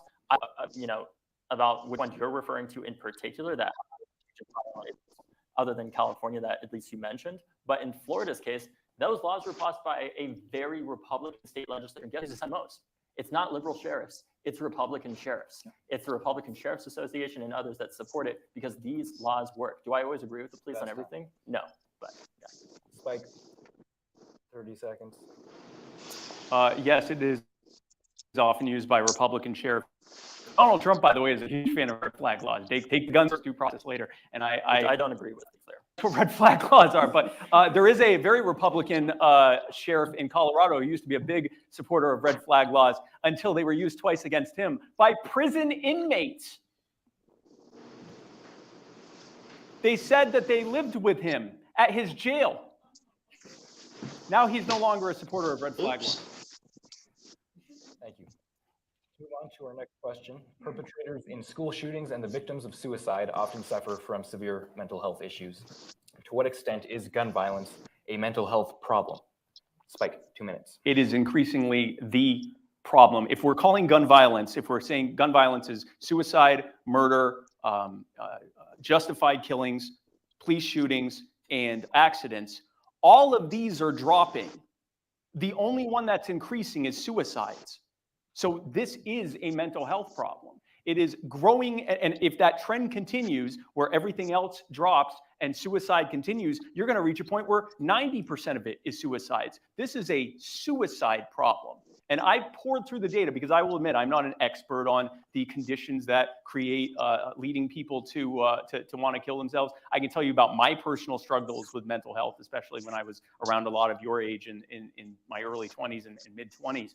But I don't know, broadly speaking, what they are. And I poured over the data, and even for groups that were trying to tie suicide to guns, none of them said that that was a reason that anyone was killing themselves. Hopelessness, depression, economic conditions, terminal illnesses, cries for help where they weren't actually intending to kill themselves, psychosis, substance abuse was a huge one. Those are the reasons people kill themselves. And I think we need to talk about that. And if we do that, we'll also be actually reducing the gun violence rate with something that actually addresses the problem and actually solves it and has basically nothing to do with guns. And he can have my 30s. Can you repeat the question? To what extent is gun violence a mental health problem? Like, we hear this characterization all the time, especially after mass shootings, typically after it's been a white mass shooter that's gone and committed some horrible atrocity. The fact of the matter is, the shooter in Buffalo, for example, he was not necessarily just mentally ill. More than that, he was a white supremacist, and a self-declared white supremacist at that. So you mean mentally fucking ill, dumbass? The shooter repeatedly talked about how much he thought there was a Hispanic invasion, quote unquote, and decided to go and use a weapon. And I think it was an AR-15 to go and murder Mexican people. Hatred is not a major problem that I think Spike and I both agree on. What? Which is systemic racism in this country, right? And so having a mindset that tells you that you are superior to everyone else is not a fucking mental issue. But I think we can both address why. Good thing this guy's not a doctor. You should address poverty that causes people that want to die. The demographic that dies most in the United States from guns is actually predominantly middle-aged to white men in rural and suburban areas, in areas like New Hampshire, like Vermont, a lot of the states that were mentioned earlier in this debate. And we have to address those deaths. And the reason why I say that is not only because it's the right thing to do, but because they are preventable. Not entirely, but largely preventable. Dude, you are in a state where a trans shooter, well, this one wasn't, there was another one I was looking at. Not reattempt. That is why. But it was a trans shooter that shot at the school. It was a trans shooter that shot at the nightclub. The gun suicide we can go rate through in this country. And we also have to address the fact that this whole mental white illness man deal is people that are fucking mentally ill, horseshit. as a result of the statistics that we talked about earlier, are far more likely to harm themselves. You know, it is than funny somebody how else. David Hogg is When I was fighting in on the Maine side of the a couple people years who will ago, I was oppress talking the most to, people bunch of, ever. like high schoolers about voter Yes. registration and other stuff, and there was a girl that came Basically, up the to me, she was a slave sophomore, and she drivers. said, you know, I care a lot about addressing this mental health, But he doesn't but see I'm really that. concerned because I Or told my Because he's guidance a counselor useful that I idiot. have anxiety, and he and I just was put on a likes list of to be potential school paid for it. I shooters. don't know. That is not the world Is that he I paid think to I go want do this every kind of single stuff? one of us wants to create. But I think that we can both Does address he those make money problems doing because this? of why they want to kill Yes, he themselves, and does. we should do Okay, both. well then he We just Lots must cannot like make to one be or the paid other. for doing it because there's no way that you can Due to time that read the fucking data and come to these conclusions. we will be moving on. Honestly, I mean, not if you've poured over everything. The first. No, let's There's an Q&A. portion. Closing remarks? That was my Being closing on- remark. Well, I'll take my closing remark if I have extra time. Like, there's a lot of nuances that go into addressing gun violence in America, and I don't think Spike has the total solution. I frankly don't think I have the total answer to solving all this because there's so many different ways that it happens. It's not just mass shootings, right? What happened in Parkland is obviously horrifying, but what happened in Parkland represents a tiny minority of what happens every day in this country. The vast majority of which is gun suicides, but I still think we have to address those and not act like we can only address one or the other.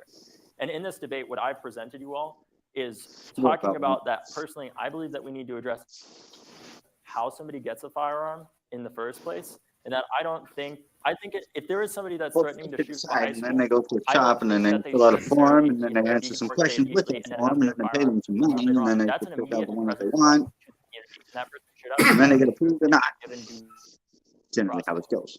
process after that. That's what I was getting at earlier.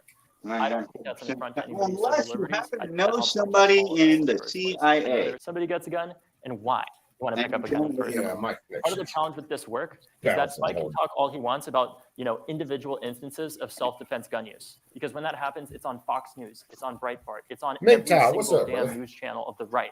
But the reality is, it's impossible to talk about the shooting that didn't happen, like the one that could have happened to my mother, where if that man continued to be armed, I may have had to bury her. And I don't think that man necessarily. I think it actually helps to protect Mr. David, if your mom was armed, she could have buried him instead. now that's a live free or die state, right? Am I His wrong mom about that? really should have swallowed. The ultimate violation on I'm all gonna of think our about that, dude. is death. And the current state of affairs that we have in It's just America right nothing now but is facts, one where man. we're far more likely than almost any other developed I don't country puke. to die from gun. Doing the same common thing that we isn't going to solve that. And I agree in some respects with what you're saying of how we have to address why people pick up a gun. I'm too but I bald think for this we bullshit. So, no desire for a closing remark? I think the only thing I will say, since I'm taking back part of my 2 It's minutes, still I want too damn to be sexy. clear that Fucked. when Nicholas Cruz was threatening to shoot up the school prior to the actual shooting or any instance like that against your mother or anything like that, those are crimes being committed. And yes, they can step in because of a crime being committed and say, you have committed the crime of threatening someone. And so not only are we taking your guns, we're taking your freedom by holding you and now putting you through due process, right? What a red flag law does is it says, we're going to take your guns based on someone asserting that you've done no evidence. We're not going to We might not be able to go back happen through this. until My after the connection's fact. going too You have crazy. no ability to we can take your guns from you. That's why I'm against red flag laws. But no, absolutely. The person who made that threat, that was disgusting, they should lose their guns and be punished for it. So I agree 100% on that. I want to make that clear. And other than that, no, I have nothing left to say, and let's get to Q&A. Excellent. Well, now we will turn to audience Q&A. You can form 2 lines. We will alternate between the 2 lines of people with mics there. So we can turn on this side. Hi. Thank you both so much for being here. I have a question for you, Spike. So David mentioned this early on in the debate about the importance of understanding basic principles of statistics. Looking at most of the studies you pointed to, you seem to argue that because certain locations with strict gun control, just like Vermont, there is no correlation between gun control and gun deaths. However, we know the two variables can have causation without correlation because there are variables affecting the data set. How can you empirically prove there's not a causal relationship here? I'm saying that there's no data that is implying that there is. I want to be clear, I'm not saying that guns inherently make us more safe, because we have more guns than anywhere else on earth. And if we did, there'd be no one close to as safe as we are, because we have way more guns than anyone else. So no, I'm not making that claim. What I'm saying is we're not seeing any data that correlates, much less causates. So I that answer. Safe is a bullshit term that shouldn't be used. Again, that was citing data from the UN and those countries that were saying what they were. Next time I'm going to bring a chart, and it's going to cite every single country's government that's listed on there. Spike, like in my debate classes, like if I brought this up in a debate, I would be thrown out and fail immediately. Let's move on. The only reason I bring this up just as one point is because like the chart itself shows the organization it comes from. I've used I'm going to get your email address and I'm going to send you that, but it's going to we will continue this conversation. Let's move on. Next question, please. Hi, this question is for David. First off, great debate. It's a lot better when one side isn't blasting Disney music while the other side is trying to speak. You might just raise the mic a little bit, leaning down. So the organization that you founded, March for Our Lives, one of the key policies you guys advocate for is an assault weapon ban, which until tonight, I feel like that you've never really defined, and tonight you did define it as a semi-automatic rifle.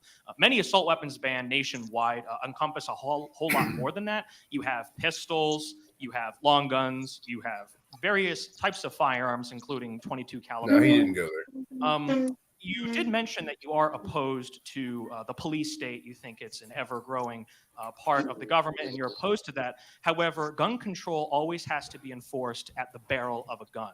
And part of the party platform of March for Our Lives is advocating for a mandatory gun buyback of so-called assault weapons, which would be gun confiscation. So my question to you is, if you are ever able to enact that policy and enforce it, will you be the first person in the stack to come take it from me? Or are you going to have the same armed state agents that you have do the dirty work? He had to say all that shit so he could do the troll statement. I love it. Yes. In the history of March for Our Lives, obviously we started out as a group of students after and it was all just to say, get it, you dick. We believe that it is important to address these high-powered rifles that have enabled the state to be militarized as an excuse in the first place. Part of the reason why the state became so militarized as it is today is because of multiple. Or 300 blackout. I forget the exact name of it, but there's an instance in the 90s. It was a pretty infamous armed robbery in Los Angeles, where the assailants were heavily armed and outgunned the police, and that enabled the police to have a justification to arm themselves and continue taking a lot of military surplus in the first place. So I think part of that conversation is about de-escalating the arms race that we're in, and I think a parallel to that is ensuring that state law enforcement agencies, if a policy like that ever was passed, which to be clear, with the current courts, I think you and I both know is not going to happen, even if we wanted it to, and also just logistically speaking, it would be very hard to implement and enforce. It's not people going to your door and saying, you have to give us your guns. I don't think that would even be possible, right, with the number of guns that we have in our society today. I think what we're advocating for is an arms race reduction between the state and the civilians, because right now the path that we're on is not a good one. Because when people talk all the time about the need for guns to fight over a tyrannical government, here's my question to you. How do you define a tyrannical government? Is it the one that we had on January 6th?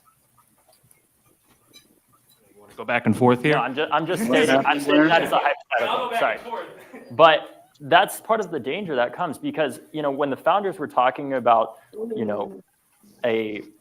don't go there. The need for civilians to be armed in the first place. They were talking. There was a balancing act between stopping the tyranny of the people and the tyranny of the government at the same time. And I don't want either of those things. And I think right now, well, the people can't be tyrannous. Yes. What I'm talking about is specifically addressing the fact that we can't have mob rule in our society by force, right? We are a country The of reason law. we had that balance was the people were well armed, not better armed than the government. My main answer to that. Yeah. Totally, I totally understand. I don't want. No, you totally don't understand. No, that's fine. That's fine. No. That's what they say. Hey, so my question is for both speakers, but I'll address it to you, Spike. But before that, I just want you to know, David, that if you want an edit to stick, yes, anybody can edit Wikipedia, but if you want it to stick, it's a bureaucratic nightmare. It's a slog. It's not easy. Still not a good defense, It's not but easy. yeah. But my question for both of you is, have you seriously thought of or considered, and can you elaborate and tell Love you, me, Pink. the audience, Fight in the shade. there is any fuck. evidence, and I'm only asking hypothetical, I'm not saying like, here it is, but is there any evidence that you've thought of if it was presented to you that it would change your mind? Not entirely, I'm not saying like 180, I mean slightly. Like for you, Spike, is there any evidence where if you were convinced to your satisfaction that carrying a gun would make you less safe and you would be more in danger for owning a gun or carrying a gun, would that change your mind a little bit? If I thought that my owning and carrying a gun made me less safe, I wouldn't do it. Yeah, no, absolutely, 100%. That wouldn't change my belief that other people have a right to make that choice for themselves. But if I made that choice, if I saw that evidence or came to believe that that were the case, then I absolutely wouldn't carry a gun. And I guess the reverse of that question for David. The question being, is there any evidence that you've thought of, not specific, I'm talking about hypothetical, that, but not unreasonable, that you could be shown or that you would come to believe is true to change your mind, not 180 degrees from your position right now, but slightly? What would that look like? What would it be? Well, I mean, it would be a massive amount of research from an independent third party like the CDC or NIH or somebody like that, which I know some people are not going to say is independent, but I personally can't say, like, I don't have control over the CDC, right? Like I think part of the problem right now is CDC already proved that there were millions of defensive gun uses every year. Of interest, whether it's the NRA or whether it's people with certain Where people didn't die. Allegiances. Millions of uses where people didn't die or become injured. You know, unlike a lot of people that I have conversations with. Yes. Where it prevented both of those. Because the mere act of showing the gun was enough to run their attacker off. You know, will say terrible things to me online. Which on is Twitter, why they call use me those awful numbers things. when Like, they want is there to show how anything many that I can shots say are to you that fired would in a change your mind? defensive Any amount of situation. Statistics or stories or anything like that that would change your mind? And they say no. It's like, well, then I'm not here to debate you. But in my case, like, I'm open to hear what I want. I genuinely want. The reason I am here today is because I want the best solution possible for this. And yes, I will say this. I still want to see this little bitch debate freaking Coleon Noir, because Coleon was ripping the new one at times. way worse than What we Spike. can agree on and moving forward on that, even as there are things that we may not agree on in the background. So yes, I'm open to hearing more information and looking at it. And if it's compelling, One low, send me the information on that one, man, and we'll queue it I'm up. not here just to stick the bullshit like talking points or anything like that. I'm here because I want the best solution. I'd like Which to state openly is lament which the state fact is that that this from? was a All that. 4-hour Send it to debate, me, which would have dude. We'll given queue David and I up. time to talk about. We'll I queue think one a up lot of on things it. we probably do agree on when it comes to the war on drugs and the police state and a lot of things like that. Anyway, I don't want to take up anymore. Hi, my name is Lily Tang Williams, and welcome to my Banning all drugs Live certainly Free or worked. Die state. Actually, I am a Chinese Sorted out immigrant who one murder. survived communism after he sold communism to them, and 20 million people died, David's asshole is murdered biting a during hole his through his seat Cultural right now. Revolution.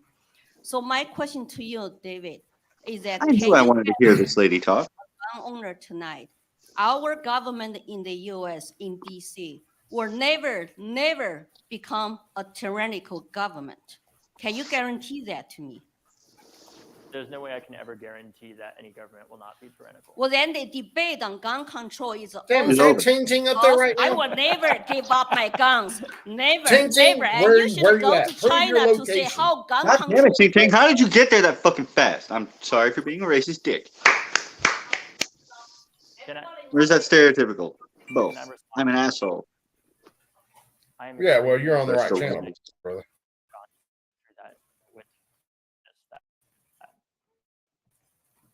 the collectivization of agriculture, for one, the Cultural Revolution, are horrific things that never should have happened, ever. And I would do everything in my power to stop that from ever happening in the United States of America. I'm not advocating. Well, David Hall, you have no fucking power because you have no proclivity for violence, sir. So I'm not law-abiding. Shut up. Have you tried to have that happen to them? Creighton? What I believe is that the real danger that we have in America right now is all of these people that increasingly believe that elections I'm going to be honest here. I would trust my liberty more to a thug than I would to David Hall. Very weird to say that. But at least with that motherfucker, I can negotiate. We've had multiple violations of our rights, not, excluding everything in this country. Just going to the Fourth Amendment Patriot Act, the FISA Act, the Foreign Intelligence and Surveillance Act. Yes, he does. Those are severe violations of our civil rights and liberties that personally I view right now are a far greater threat to our freedom than red flag laws. And we need to address that because it's enabled the mass surveillance of the American people that is illegal and disgusting violation of rights and our civil liberties as well. I never want to have what happened in China, witness that and go through that. And I don't want that to happen. But personally, what I believe is that having stronger laws like Massachusetts is not going to enable that government to come to power. What will enable it is things like the Patriot Act and FISA and other similar violations for our civil rights and liberties that need to be addressed. I don't think it's necessary. Okay, he said something I like. But of course, any fucking broken spots will be right twice. It's hard for me to imagine the same state fix Afghanistan that spent trillions of dollars there, that it could ever take 450 million guns. I don't know if you guys this guy's taking my talking points. What, yeah. It really couldn't though, right? Like we could talk about the theoreticals all day here of the danger of somebody doing that, but I think the practicality is these school shootings and gun violence continue happening, and we need to do as much as we can to prevent that. And I think part of the solution is addressing how a 19-year-old was able to own an AR-15 despite threatening to shoot up my high school multiple times. I promise you, if you let me have some access to some agencies, I could answer that 19-year-old firearm ownership question for you. Absolutely could. So no, I agree. Some it's singular to, asshole allowed some fuck shit. With That's simply theoreticals, but actual data. Also to understand the sources of org. Specifically, just a point that I wanted to ask one of you about. You can decide who answers, but and I'll make this really quick. So on September 29th, the 30th, 1941, 33,771 Jews were massacred during a 2-day period, so less than 48 hours. What's been termed the Baba Yara massacre outside of Kiev, Ukraine. And the question is how we've talked about, I've heard a lot about mass shootings, and we have to consider how do we even define that, but in terms of these very large-scale shootings, how should that factor in any policy making in the overall discussion? How about when the cartel decides that our avocados are too fucking cheap?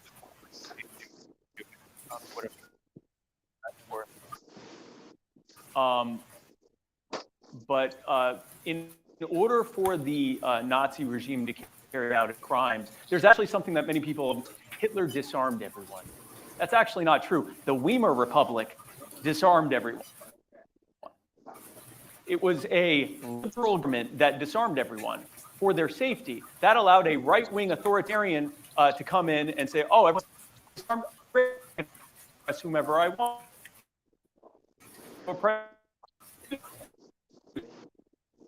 Rights, and then a right-wing authoritarian and populist demagogue get back into power and use that against us.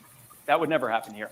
But no, so to address what you said, I think that when you have a disarmed populace, or you have one section of a populace that has been disarmed, and another section that is armed, which we saw many times in this country, what ends up happening is inevitable. It's going to be the powerful majority that is still armed imposing themselves Hard on to say the that. vulnerable minority. That, by the way, is why I believe that there's higher levels of crime and violent crime in inner cities to this day, because we had a situation where for many, many years, Black people basically weren't allowed to own guns in order to make sure that they couldn't defend themselves. And we see the continuation of the systemic problem that happened there lead into peaceful, law-abiding Black people being less likely to own firearms, which means they're more likely to be victimized. Couple that with lower police response times and all the other things that come with that.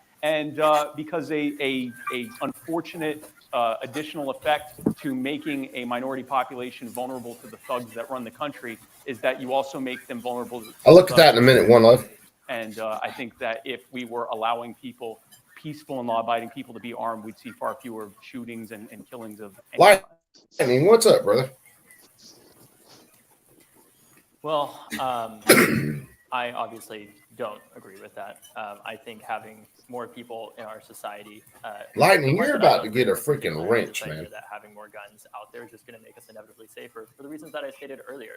I mean, I've seen so many customer service disputes where I know it would have been not unlikely that a shooting could have happened there if both individuals. Incoming Boxer Revolution. Like, there's so many instances like this that we see all It's the my time, computer's bar fights, whether it's anything like that. And if you add guns into that situation, it's going to make it more lethal. And that's not even having a discussion of whether or not we should have guns in our society or not. That's not what this conversation is So about. does anybody remember when fucking Japan subjected China to some fuck shit and said they could have no firearms and they couldn't train in martial arts?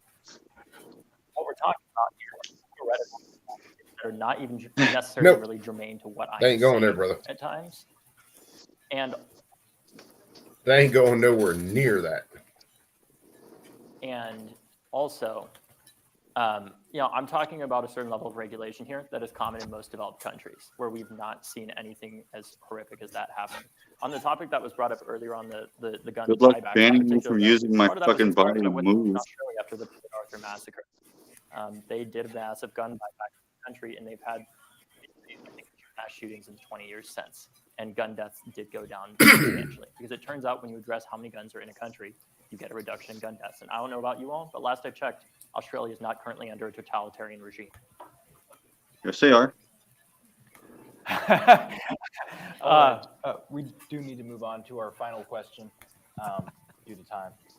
Thank you, and thank you to the Dartmouth Union for hosting this debate. My question is for the gentleman who was for red flag laws until he was against Trump and is now, I gather, for killing FISA. Maybe we should tell him that Trump opposes FISA as well.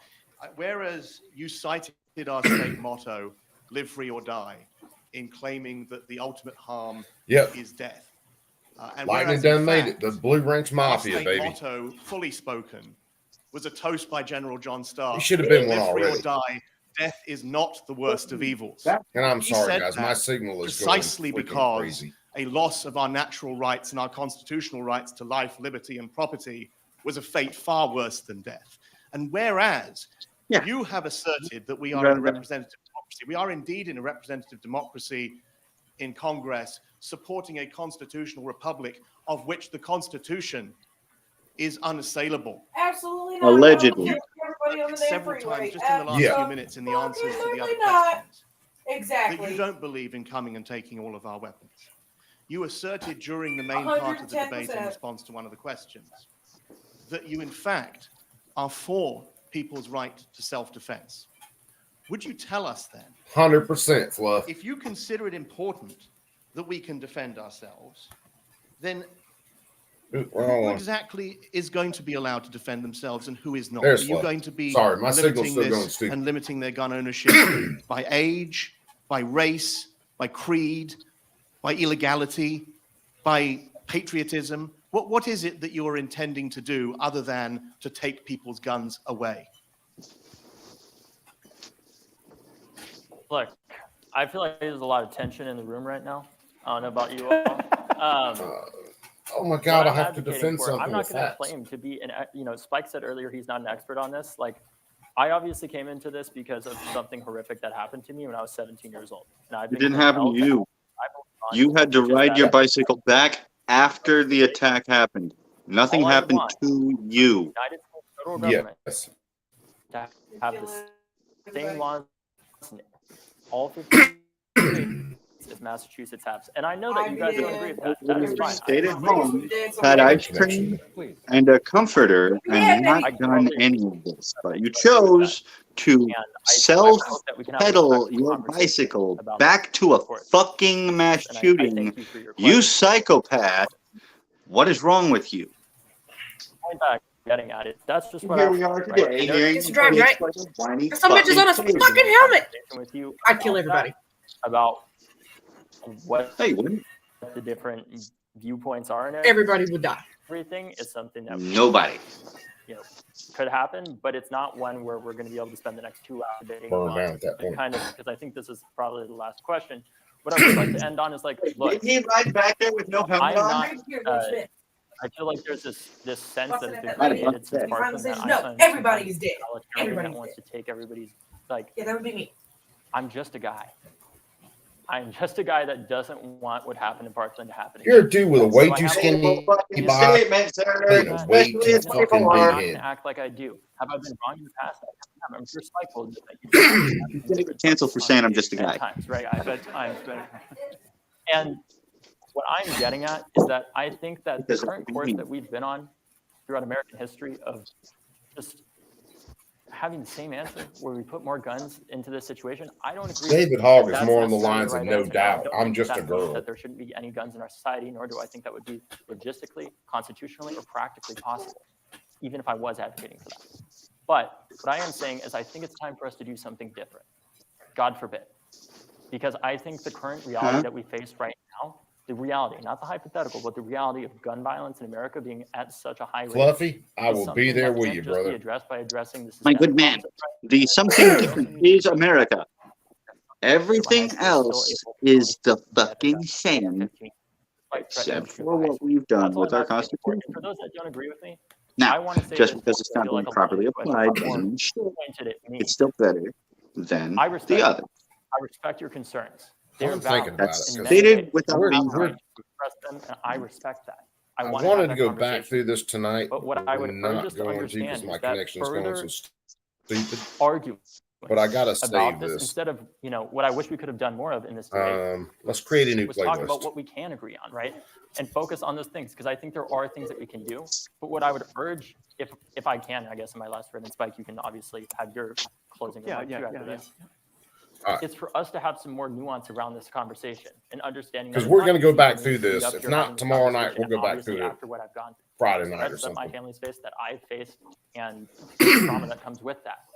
But I do know if I'm genuinely committed to addressing this issue, that we need to have conversations about what we can agree on, even if we very strongly don't agree on some things. We should focus on the fact that most of us agree that we need more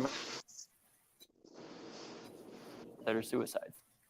Right? Absolutely need to address suicide 100%. Right.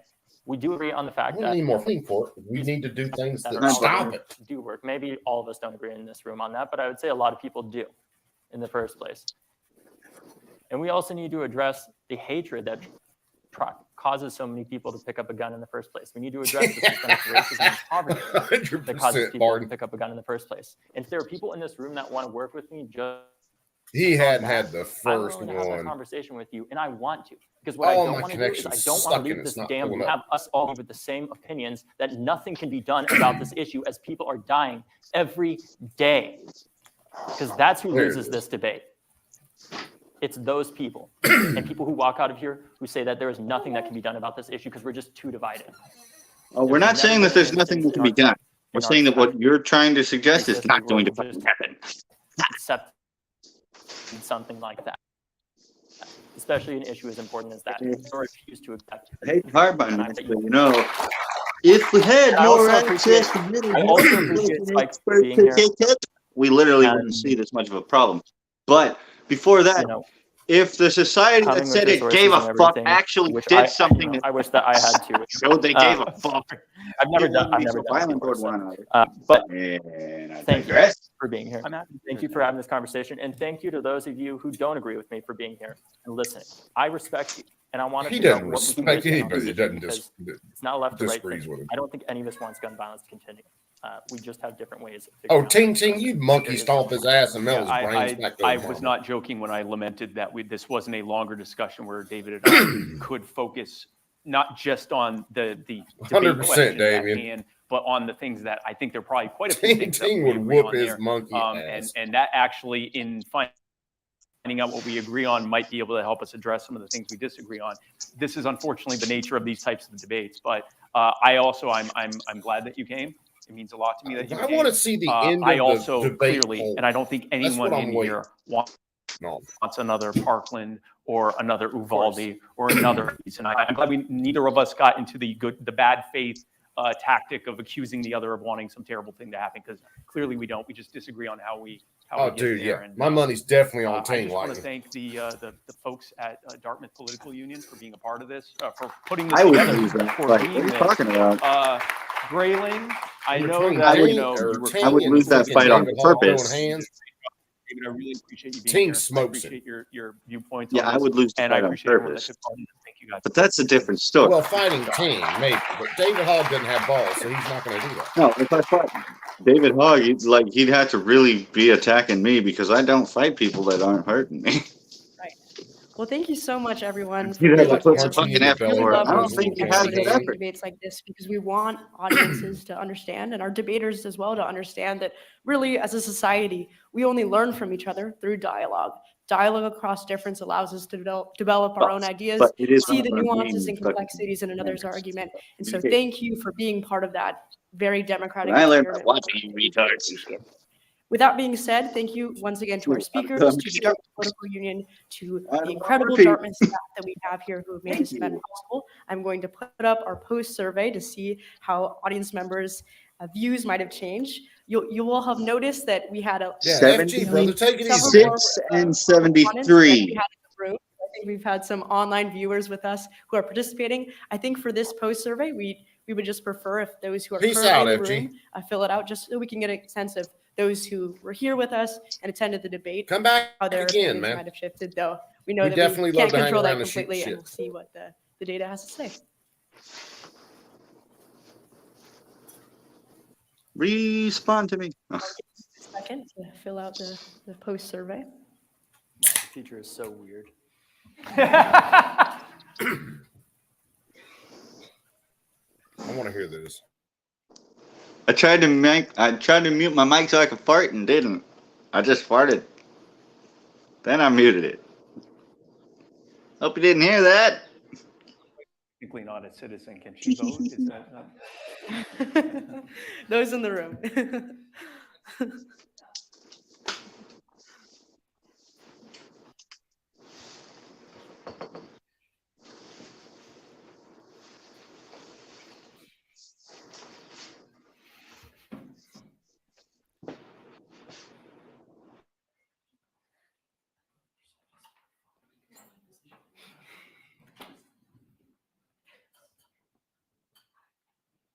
We need some Jeopardy music while I was going to fill say out we the need survey. some kind of like the Dartmouth DPU needs to have Exactly. someone make a. All right. Has everybody voted, or are people still voting? You can let me know by raising. Okay. You voted? Okay. Let me try to. Is anyone who agrees with me still voting? Okay, all right. We need more time. Is it working now? Yeah. Try reloading it. It should be.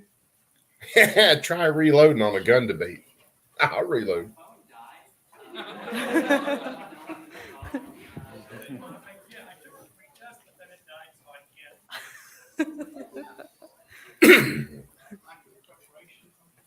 All right.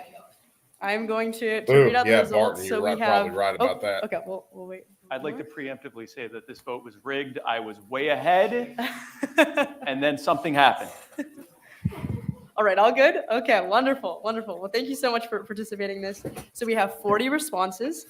For the first question, we asked, does gun ownership increase or decrease safety? From We 170 had 54.1% say, oh, actually, that just changed.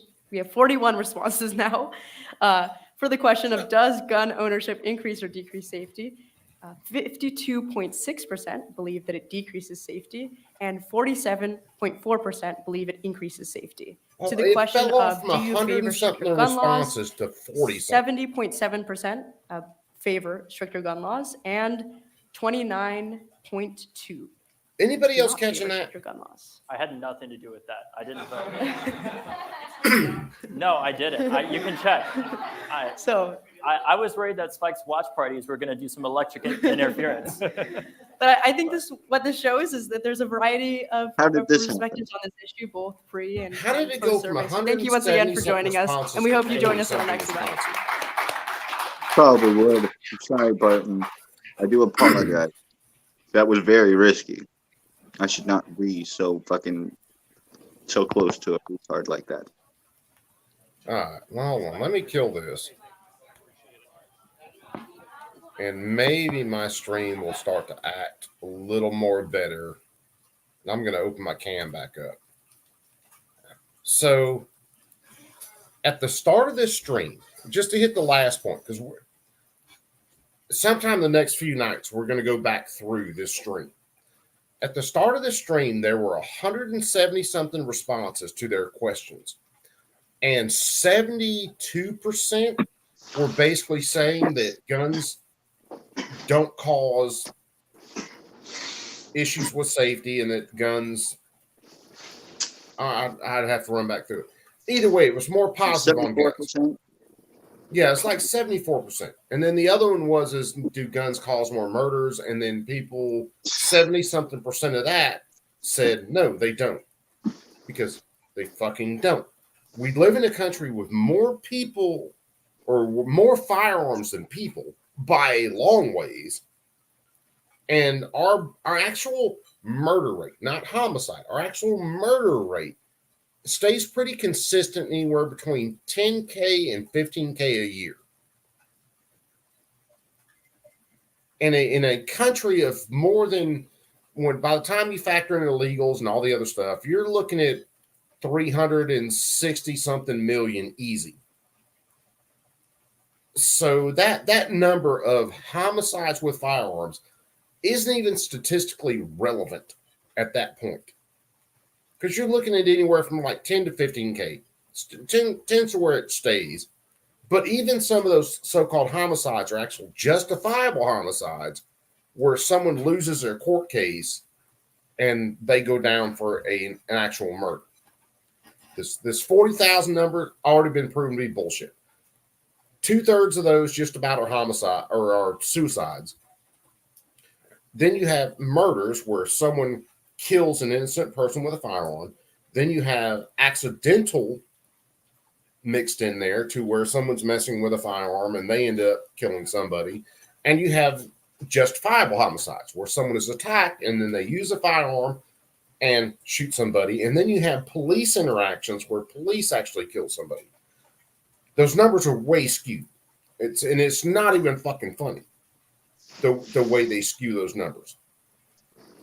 So, and to go from, it was like 170-something respondents at the initial questions down to less than 50, going into 40 respondents.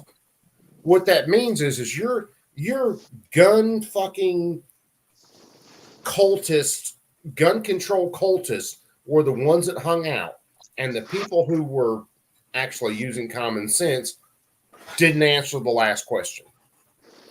That's what that comes down to. DJ, what's up, my brother? I hadn't seen you here yet. And I'm not going to be on much longer, but DJ, if you want to come on, dude, I'll post the link. Come on. Just, it's up to you whether you want to come on.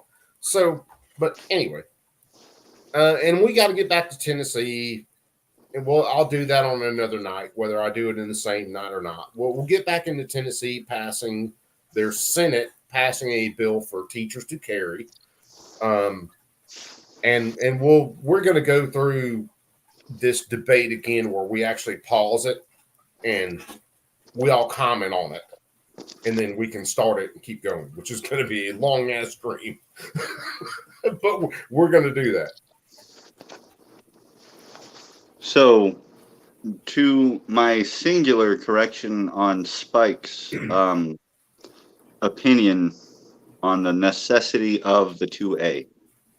Well, one of the more prevalent reasons for its existence. When he said that it's for people's protection from their tyrannical government, that's like not accurate. The moment that a government becomes tyrannical, they are no longer the government of the people. That is the whole issue.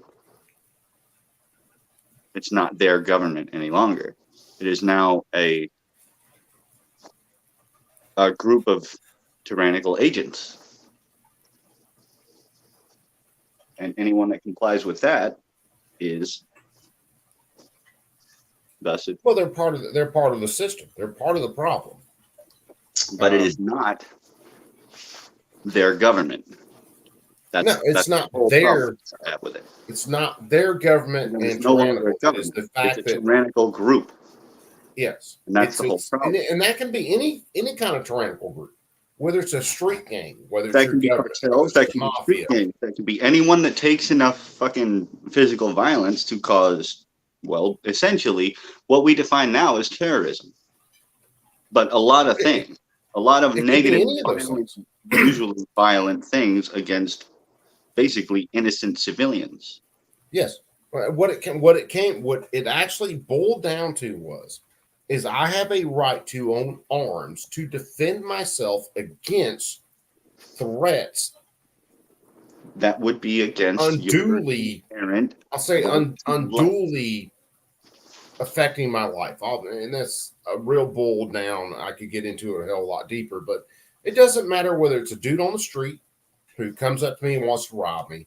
It doesn't matter whether it's the city government that is doing something against me. It doesn't matter whether it's the state government. It doesn't matter whether it's the mafia. It doesn't matter whether it's the federal government. It was always the idea of tyranny and people having the power to defend themselves against it. One major disadvantage that these people suffer is that they do not realize what tyranny is in most of its available forms. They don't understand that tyranny is very much, especially in this golden age we've been living the last 200 years, tyranny is essentially it's become a very compartmentalized event. It's not as mass scale as it used to be, especially to Western society.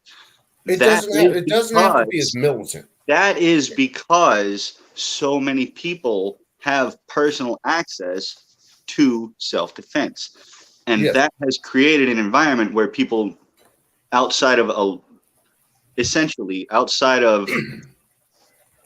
for our population size and density, outside of that, it's a fairly rare instance. It's been increasing recently, but still per capita versus the rest of the world, lower, because most people still understand that the next guy could very well be on too, but that's been dying off. It's very memeable in the strong men create easy times and so forth. And that's the strong men create easy times. Easy times create weak men create, and you go through a cycle, because it's definitely a cycle. But this is also where I get into the fact that we've let the leftists in our society take over our education system for at least the last 80 years. And it's been this constant progression in that direction. Well, then I suppose right now is a good or bad time for me to make this an extremely fucking weird feeling conversation, but it must be stated. There is an actual use for what we normal people term as senseless violence, and it is to demonstrate that not everyone is normal, and that we need to have regular people, the majority of people, have the access to be able to defend themselves, because there are some extreme outliers that do not listen to reason or logic, and just can't leave people to live their lives. Can't do it. There's always going to be those outliers. It's always going to be. So if you think that we perceive as bad like, might just be there to remind us. Yeah, if you think, hey, we're going to ban all guns, and all this violent crime is going to stop, explain to me, as someone who has been, I was in a daycare, I wasn't in a hardcore prison, but explain to me the environment in a prison then. Because what it comes down to is if either I'm bigger than you, or I'm more violent than you, or I have more friends than you, then I get to do what I want to do, and you can literally get fucked, whether you like it or not. Can I add another very, well, it may be a little deep and honestly fucking retarded, but I'm going to put it out there. Dude, throw it out there. What if I were able to take what it is that makes people have a proclivity for any form of violence and remove it from people? Do you think that would make society better, or would it make it worse? And allow me to explain why I think it would make society worse. If I were able to remove every violent tendency from even the nicest person, society would fall dead on its face and collapse due to multiple factors. First off, the lack of competition. Secondly, the lack of protecting themselves from outside fucking violent sources like nature. Yes. And that's a big one when you have no proclivity for violence yourself. So I do believe that it's actually better to, from a very young age, teach people philosophy and the use of violence. But philosophy first, of course. And also, here's another one. When you teach people the outcomes of violence, they tend not to use violence to gain a solution to their problems. Unless it's the most extreme situation and they have no other options to save their life. People like David Hall. David Hall he does not see himself as a violent person. He doesn't. Never had to. However, what David wants to do is the same thing most of these anti-gun people want to do. And they want to subcontract out their violence to the state. And they see it as a greater good when some dude in Arkansas gets shot in the face because he was selling guns on his own. And they don't believe that's part of their violence, although they're the ones who create the system that gets that dude shot in the face. But if they're not the one pulling the trigger, kicking in the door, and let's face it, David Hogg ain't about to go kicking no doors, he doesn't see himself as violent. His hands are clean, according to him. Even though some of the... It's very weird because the people that try to lay claim to being the least violent honestly do cause the most harm. Yes. Just the way that you've described it. It's very funny.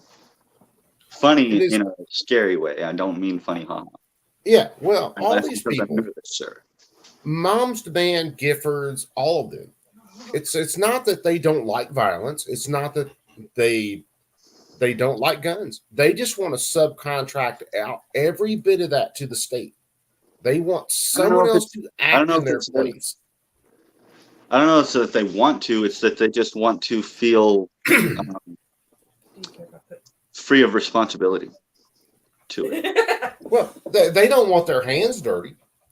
Yeah, so they feel like if they give someone with a piece of paper or like a vote this power over violence, then maybe they're not guilty of it. But the thing is that the things you vote for, you're guilty of. But well, yeah, and dude, if you honestly, if you want to get rid of the majority of violence you see in Western society, drop the taxes. I'm being fucking serious. Dude, if you want to see the majority of the violence in our society more people would get jobs. Drop the to a taxes. rate where fucking companies would start paying people to learn. Yeah, take the government and cut it in cut 3/4 of the government and throw it in the trash. That will solve 3/4 of the violence. It's not and even then that. you take any law that is not allow a them to just waste law them- and you the scrap it. taxes that they do get. Don't give them that much. Well, they don't need it. Well, It's fine. that's hence the cut. So you cut the taxes, you cut the government itself, and then you take any we're being ushered. Right now, we're being forced into this position where we basically need to keep what we have in place going, or we all die because stupid reasons. But we honestly cannot sustain what we're doing. No, we never could in the beginning. We have to. What we're doing right now is simply become a plantation where we get to work every day, and then we get to pay our overlords a percentage of our labor. That's where we're at right now. What it is that we're producing, though. If I'm being honest, I don't know what we produce besides. Well, things. It kind of depends on where you're at. So and with our deficit, me as a teacher, is more what my concern is, not what our production is, but what our deficit is. Yeah. Well, getting in kind of staying in that one part of the argument. So me as a teacher, I produce more workers. Those workers go out and get jobs, and they produce more taxes. And it's just this absolute centipede of head up butt. And that's the way that works. Yeah, thanks What's for up, the invite, Coop. It's this goal of reality, my friend, that we're living in.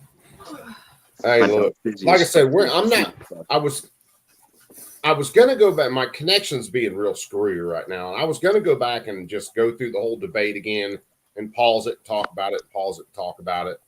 But I'm not gonna be able to do that. My connection's too screwy, so I'm gonna bail in just a couple minutes. But you know, honestly, but these people that are pushing this stuff, they'd rather have security by the state. But the thing is, well, here I again, no, hear me out. I think we're living in a time where you got pussified men, women. They're scared of not doing their own thing to protect the people. Again, you're subcontracting out your own violence. Correct. So, okay, so what is the history of man? What is it when we attacked me? Recruit people for the military? It's the same basic concept. Well, to a point, it is. But say if we leave this purely on an individual basis, okay? Through the history of man, if someone was going to attack me and rob me, I had to be a violent person or commit a violent act to stop that. Yeah, it didn't say illegal. And this release from personal responsibility, where I go, I don't have to get violent. I need the state to be violent for me. Correct. Now we're to the point where that's an unsustainable to defend ourselves from criminals. We have the police for that. And you look at these rural cities, they're always doing that, and they're catching and releasing these fucking criminals. Yes. What we're looking at now, which is funny because there's a couple of interesting things going on right now. So there are more states right now that are more free with firearms and carrying firearms and the possession of firearms than there has been in the last couple decades. And at the same time, you have DAs who are letting violent people back out on the street. And yet we're still seeing a reduction in crime everywhere you see more free laws when it comes to firearms. Mm-hmm.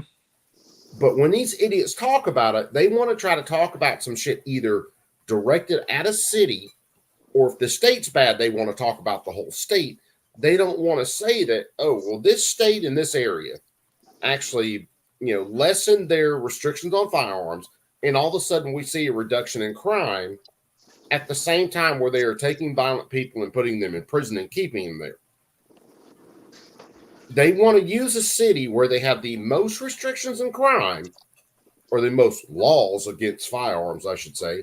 And at the same time, the DA is taking very violent people and just putting them back out on the street like nothing ever happened and letting them continue to commit crime. And they'll use those stats to pump numbers up. Yeah, they're using that as the example to try and restrict everyone else. When a lot of these women I'm seeing, like, I interact with them, I'm like, all right, you ever thought about defending yourself? And so it's like, I don't even want to hold a gun. All right, no offense, but you're a fucking pussy if you don't want to stand up for yourself. You won't survive very long if you're going to just stand there and get hit. I survived dinner. I leave when people try to hit me. I'm not gonna stand there. Fuck No, that. but a lot of women these days, I tell you, are just fucking pussies.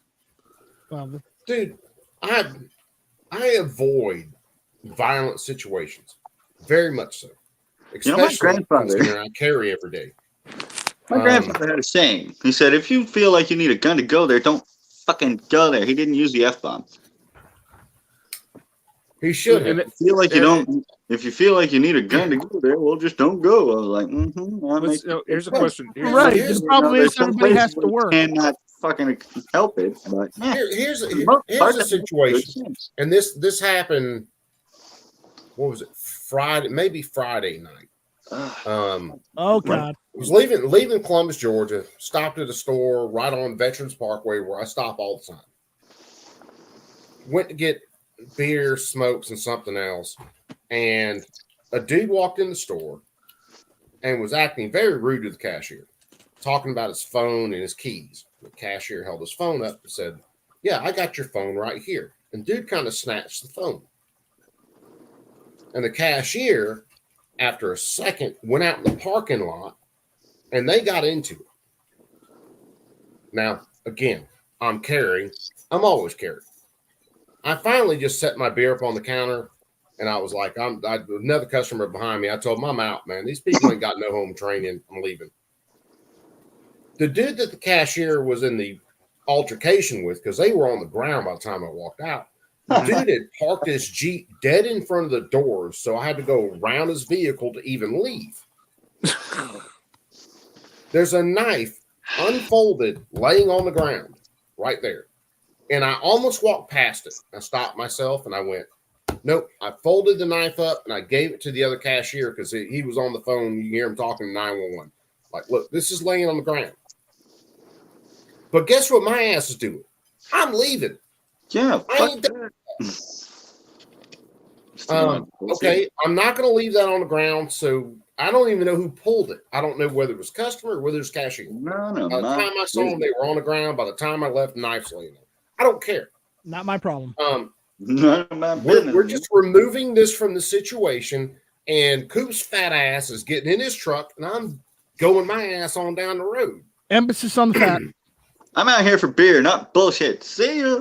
Yep. Pretty much, dude. I wanted smokes and beer. I didn't want the show.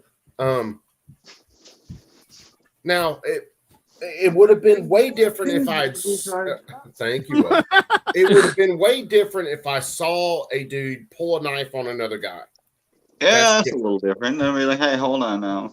Because then you got a little bit different dynamic. Talk about a knife. Talk about an axe. Remember that Russian gun law video? Oh yeah. Well, let me ask you a question.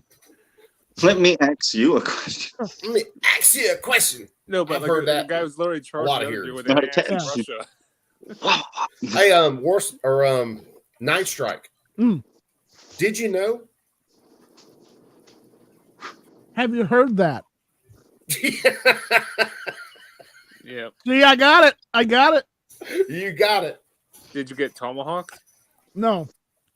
Oh no! It was the Carolina hearings.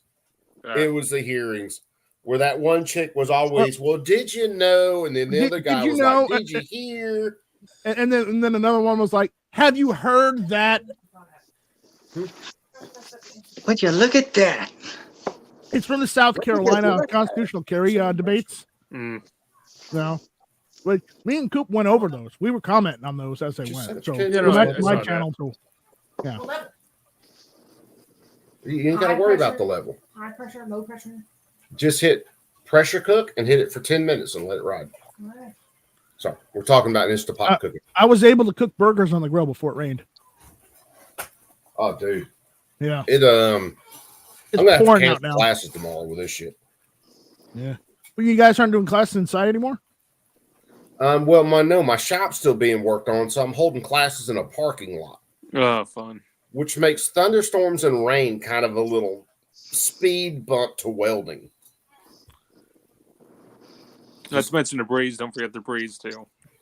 Well, the breeze ain't bad if you're stick welding or something like that. If you're MIG welding, TIG welding, yes. If you're flux core welding, if you're stick welding, no, not so bad. You can get it on, but Yeah. Let's get it on. Did you look? Yeah. DJ's got the quote more. My wife showed me targets they shot at work today. Huh. Chessboard, if you're getting out, brother, take it easy. I'm fixing the bail too. Yeah, but I need to make you a shot really good. I did. I tied. I'm an expert. This is what I get to do at work. Coop, you're gonna have to show it off to everybody later. If she'll send an email to me, I'll show it off. I get to deal with a bunch of numbnuts at work, and I'm not talking about the students. I'm talking about more like the PhDs and the MD and all those dudes. CNT Designs? Yeah. She gets to work on guns and then shoot pellet rifles in the middle of the day just to see who can shoot better. I haven't won this deal yet. No, yeah. Here's a question for you, Coop. Have you dealt with the students with the pronoun crap? No, not yet. Please do not go around with people. Oh, it's coming, dude. I've been through about all the diversity training I can stand. No, but pronouns. Because we have to do yearly trainings every year. If you work for the state, you got to do your yearly trainings, and a lot more and more of that's coming up with pronouns and everything. And my God, man. Yeah. Hopefully, some of that stuff will be walked back when we get another president in. But I'm not holding my breath. Pronoun crap has been going on since 2013. Sadly, though, I've looked into it. Yeah. Oh man, it was. I started with this college in 2016, and it was right before I got there. My boss was telling me about a meeting he was in, where they had this professor come down from Auburn University and explain the whole A, B, C, G, Q, whatever. And I was like, dude, if they do that to me, I'm leaving. And I'm gonna. Okay. If they ask me why I'm leaving the meeting, I'm gonna tell them. Okay, let me just put it this way. I went to high school in the late 90s, early 2000s. Okay, if you had said my pronouns are this, you would have gotten laughed out of the class, and people would have made fun of you until you committed suicide or left the school. If not punched in the face before they did it. Maybe that too. Maybe. But remember, I went to high school in Kentucky where they don't take bullshit. I forget what it was, but you guys follow Joe Rogan by any chance? Sometimes I follow him. Sometimes I don't watch a show religiously. But apparently there was a case where some student literally identified as a cat, and he literally brought in a goddamn litter box in the fucking classroom. No, they didn't. That's bullshit. They didn't. There was no. Technically, that's cat. Here's the insanity about that. So there were some students that were trying to identify as furries. And then I think it might have been the Babylon Bee or someone else took the story and ran with it, just joking. But everything's gotten so bad that people didn't realize it was satire. Because things have gotten that bad where people are like, fuck, I could see a school doing that. That could do. What's next? Identify as Batman? But BV, I am Batman. Fuck off. BV, you were wrong. It wasn't bullshit. It was cat shit because it's a litter box. BV identifies it as an attack helicopter. No, somebody actually did that. I'm a C-130. I'm short and fat. Well, we've got pictures of that as proof. So my wife says I'm an A-10, which means I can take a whole lot of punishment, but I'm still short and fat. Although I don't have a big gun. Yeah, but you drill really good though. I'm glad you said that where everybody could hear that shit. But remember, she likes my wood. I am kind of that fast too. I can burn 1,000 rounds in a hurry. Oh, Coop, you see the text? Million sperm. You see the photos I sent you? Yeah, I saw that. Yeah, that's all the sanding shit I have to go through, dude. What was the project? It's a panel I'm working on. Okay. Yeah, I saw the first one I didn't understand, so I looked up the top and I saw you were sanding everything. I was like, damn, that's a fuckload of sanding. Yeah. I'm using that for Molly pouches. Let me see where I got this email. HPS, we all identify as that. All of us. No, I haven't got yours yet. I got Matt's. I haven't got yours yet. Send it CNT Designs 2022, right? Someone's doggy claws is making all kinds of tinks. That's Shit, my I dog. I figured it was, BB. I think I have no wait, no, that 2022. Yeah, I got that. That's the right one. All right. Sounds like the older shepherd I had when he was walking across like either a hardwood floor or a tile floor. Both, but like he's wearing tap shoes. Yeah. Kitchen got tile. Rest of the house has wood floor. No, dude, my mother and father, or my mother-in-law and father-in-law shepherd makes me want another shepherd so bad it ain't even funny. Yeah, I'm gonna have to keep one around forever, or we put Ting posted. Wait, what?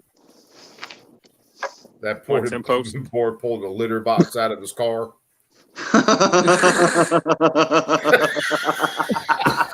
Hey, Ting, you have to tell me what it was like being at that debate tonight, because I know that was you. Thank you.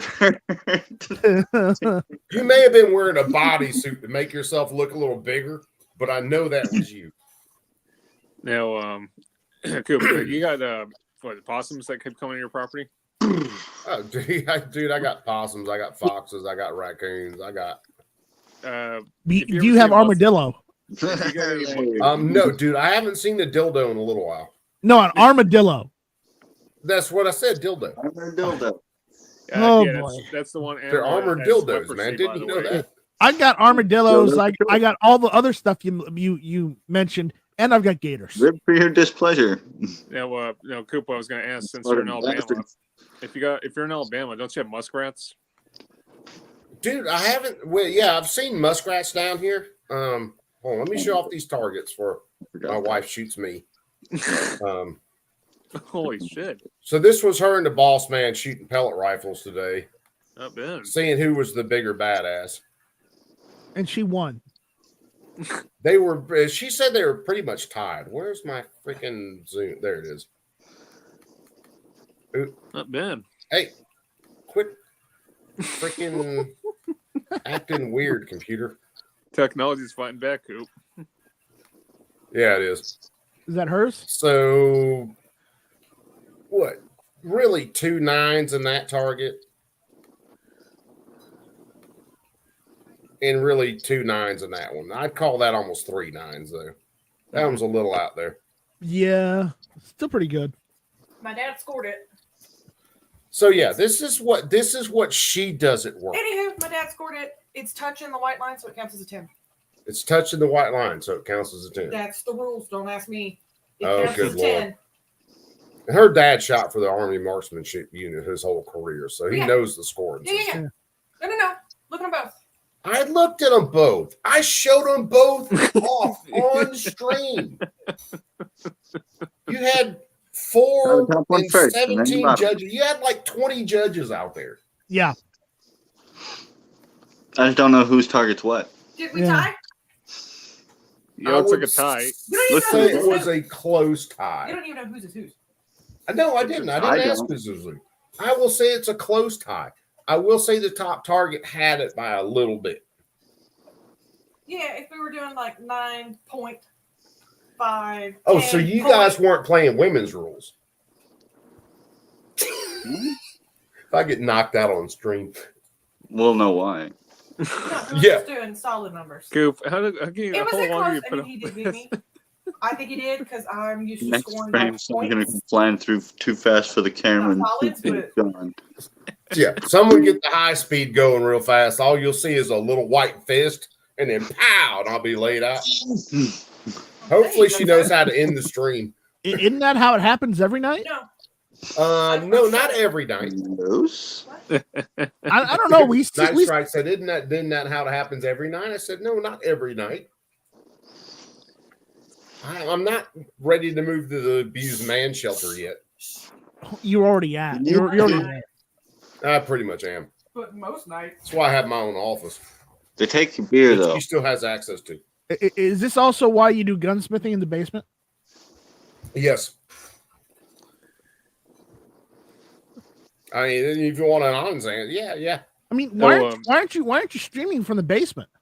Actually, well, I'm not. Well, the only time you see me streaming from the basement is when I'm at my folks' place, because that's where a lot of my gunsmithing shit is at. Which is kind of screwy right now, because if I have to tear apart an AK, I've got my press in the room right off my office. I guess technically, if I just threw my press over there, I'd be able to work everything over there. Yeah. That's what I need to do. Next time I'm over there, I'm just dragging my press with me. That way I can press pins out and press pins back in, sandblast everything, call it a day. Yeah, I should probably send you one of my AKs to review and fix. No, I got a question for you. Yes. Night Strike. If you were going to do a set me kit right now, which one would you order? I mean, 80% receiver, everything. Well, it really depends on this. How much time do you have? I got all the time in the world. I looked up your freaking press on Thingiverse the other day. Yeah. Well, it depends. Do you want to try and press the receiver and then try and weld it together to make sure it's square and everything so you can use it, or would you rather just, or would you rather buy a receiver? Yes. And just. No, yes. No. I want to do bent receiver and everything. Okay. If you want to bend the receiver, okay. First, get some PLA plus and get it on that fucking Ender 3 and start printing. 1. Yes. Because you got to print the jig out. 2. Yeah, I downloaded your jig, the revised. There's a couple places you can go to. Offhand, you can go to Robert RTG. You can go to not Apex, but you can go to HK Parts, and they both sell set me flats. Yes, set me flats. You can buy those flats and do that, or you can do what I do and save yourself the money and just buy for like $2.99 off a gun broker an already done receiver where all you got to do is drill holes and weld the barrel and trunnion in. Okay, is the one off a gun broker like I got to go through an FFL, or you will have to go through an FFL? That's the only thing. Well, see, that's what I want to do it kind of like I did my AKs. I want to be able to work the receiver, build the gun out. Yeah, if you want to do the receiver, the problem is you have to buy more than just the flat. You have to buy the weldment kit, and that's the holes. You got to buy the tubes for the holes for the push pins. You got to weld those in. You also have to weld on the no-no hole shelf. Yeah, can't have that handy. The no-no hole shelf is the third hole that they don't want you to have, which all it does on a G3 is just hold it to the fucking gun. But they say, oh no, it allows for full auto. It does not. The only thing that allows for full auto is the fucking trigger pack, not the hole. Okay, so saying this, if you were going to order a unbent receiver, where would you go? I went through Robert RTG. See, Robert RTG and HK Parts, the difference really is that their shipping is about the same no matter who they are. It's just like, do you want it do you want to get it with some extra parts so you can weld it together, or do you want to get it just from one place and be done with it? Yeah, I'm cool with the extra parts to weld it together. So I'm going to tell you, not like I can't weld. I'm going to tell you, just go to Robert RTG. Just go to Robert RTG, and if they don't have the weldment kit, then you got to get it from HK Parts. Yeah, the HK Parts receivers, I was looking at those the other night, because I am seriously drooling. It depends on how some other bills work out. But yeah, I'm seriously drooling on doing a set. Here's the thing: shortly. if you're gonna get a set me parts kit, you look around. There's tons of companies selling set me parts kits. So I will give you the best ones I've seen. The best ones I've seen have been from Sarco, Apex Gun Parts, and saw the ones on Apex. And I believe I saw some from Centerfire Systems. Who did I look at the other night? I know I looked at Apex the other night because they're like my go-to for a parts kit. Arms of America, I think I looked at them. And there were one or two others that I look at, but I was definitely looking at Apex. But I have a receiver I haven't completely finished because I don't have the welder capable of welding it together. So I don't show that one. So in order to put my build along, I just went and bought one for $2.99 off of Gunbroker. And Mark Novak, so that helps. Yeah. Well, the issue is Mark is going to be more inclined to help me if the receiver's already done, as opposed to having to help me finish the receiver. Yeah, having to help it bend it and everything. Yeah, no, he doesn't like doing that shit. Now, dude, Mark is. Oh my God, Mark did you see his video on that lever action the other day? It was perfect. Yeah, Mark is an absolute wizard. For those of you who don't know Mark Novak, look Mark Novak up if you like gun restorations and preservations, especially. And if you want to see me in a video, go look up Mark Novak's video on head spacing and M1 Garand. I'm in that video. I finally looked that one up a couple of months ago. Yeah. Hold on, my wife. Do I know what a pink sock is? Yes. That could go in so many different directions right now. It ain't even funny. Yes or no? I will say no. Okay. Yep. Now, are you going to tell me? No. She's not going to tell me. Okay. Now, probably not for on air. Yeah. Now I'm not big in the set me platform or Anybody in the chat know what a pink sock is?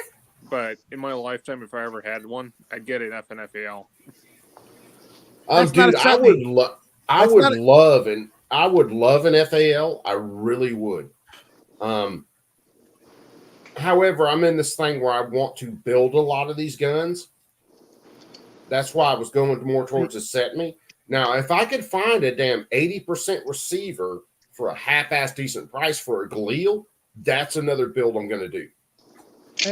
Hold on. I got a picture for you. Night Strike, you post more wood?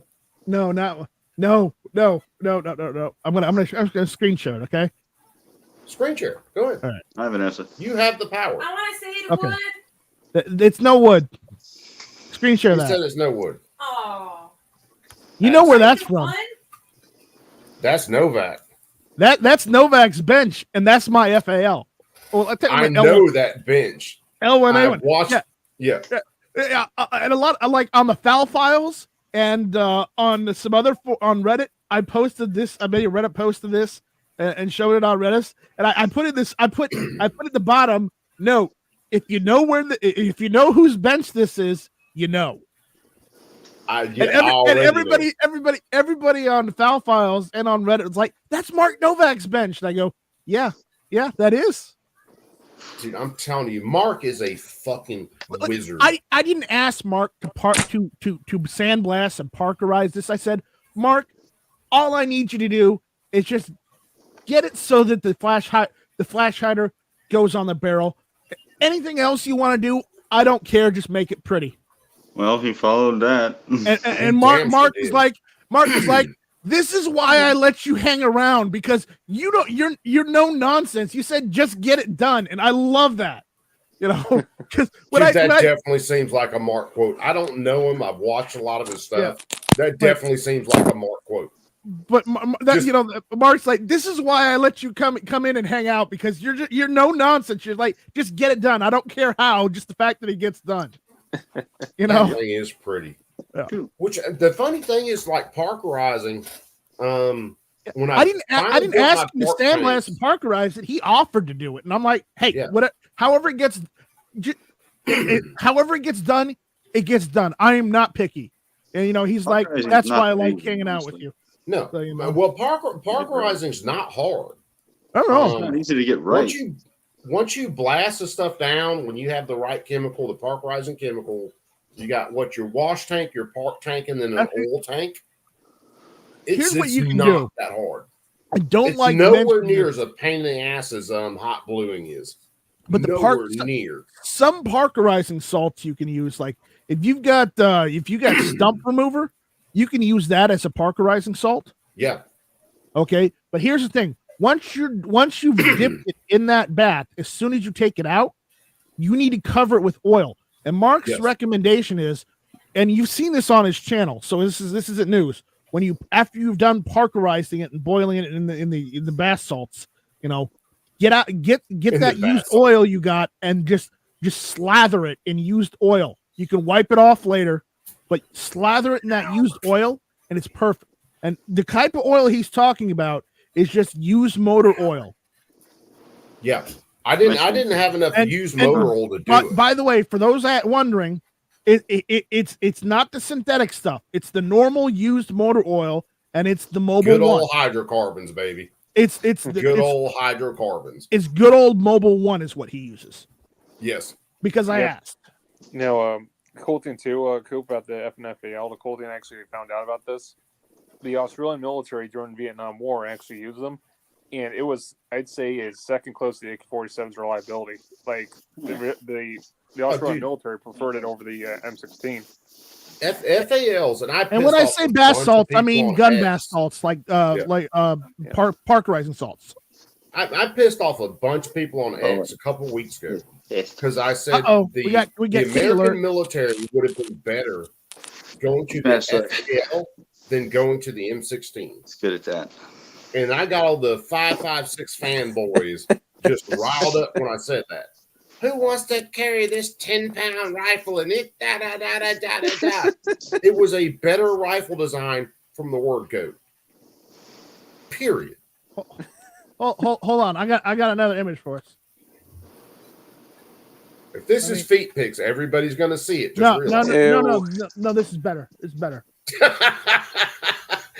BB's covering up his camera. Yeah, let me screen share this. No. Here we go. Here it is.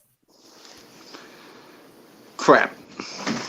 Oh, there you go. You see it right there? Got M14.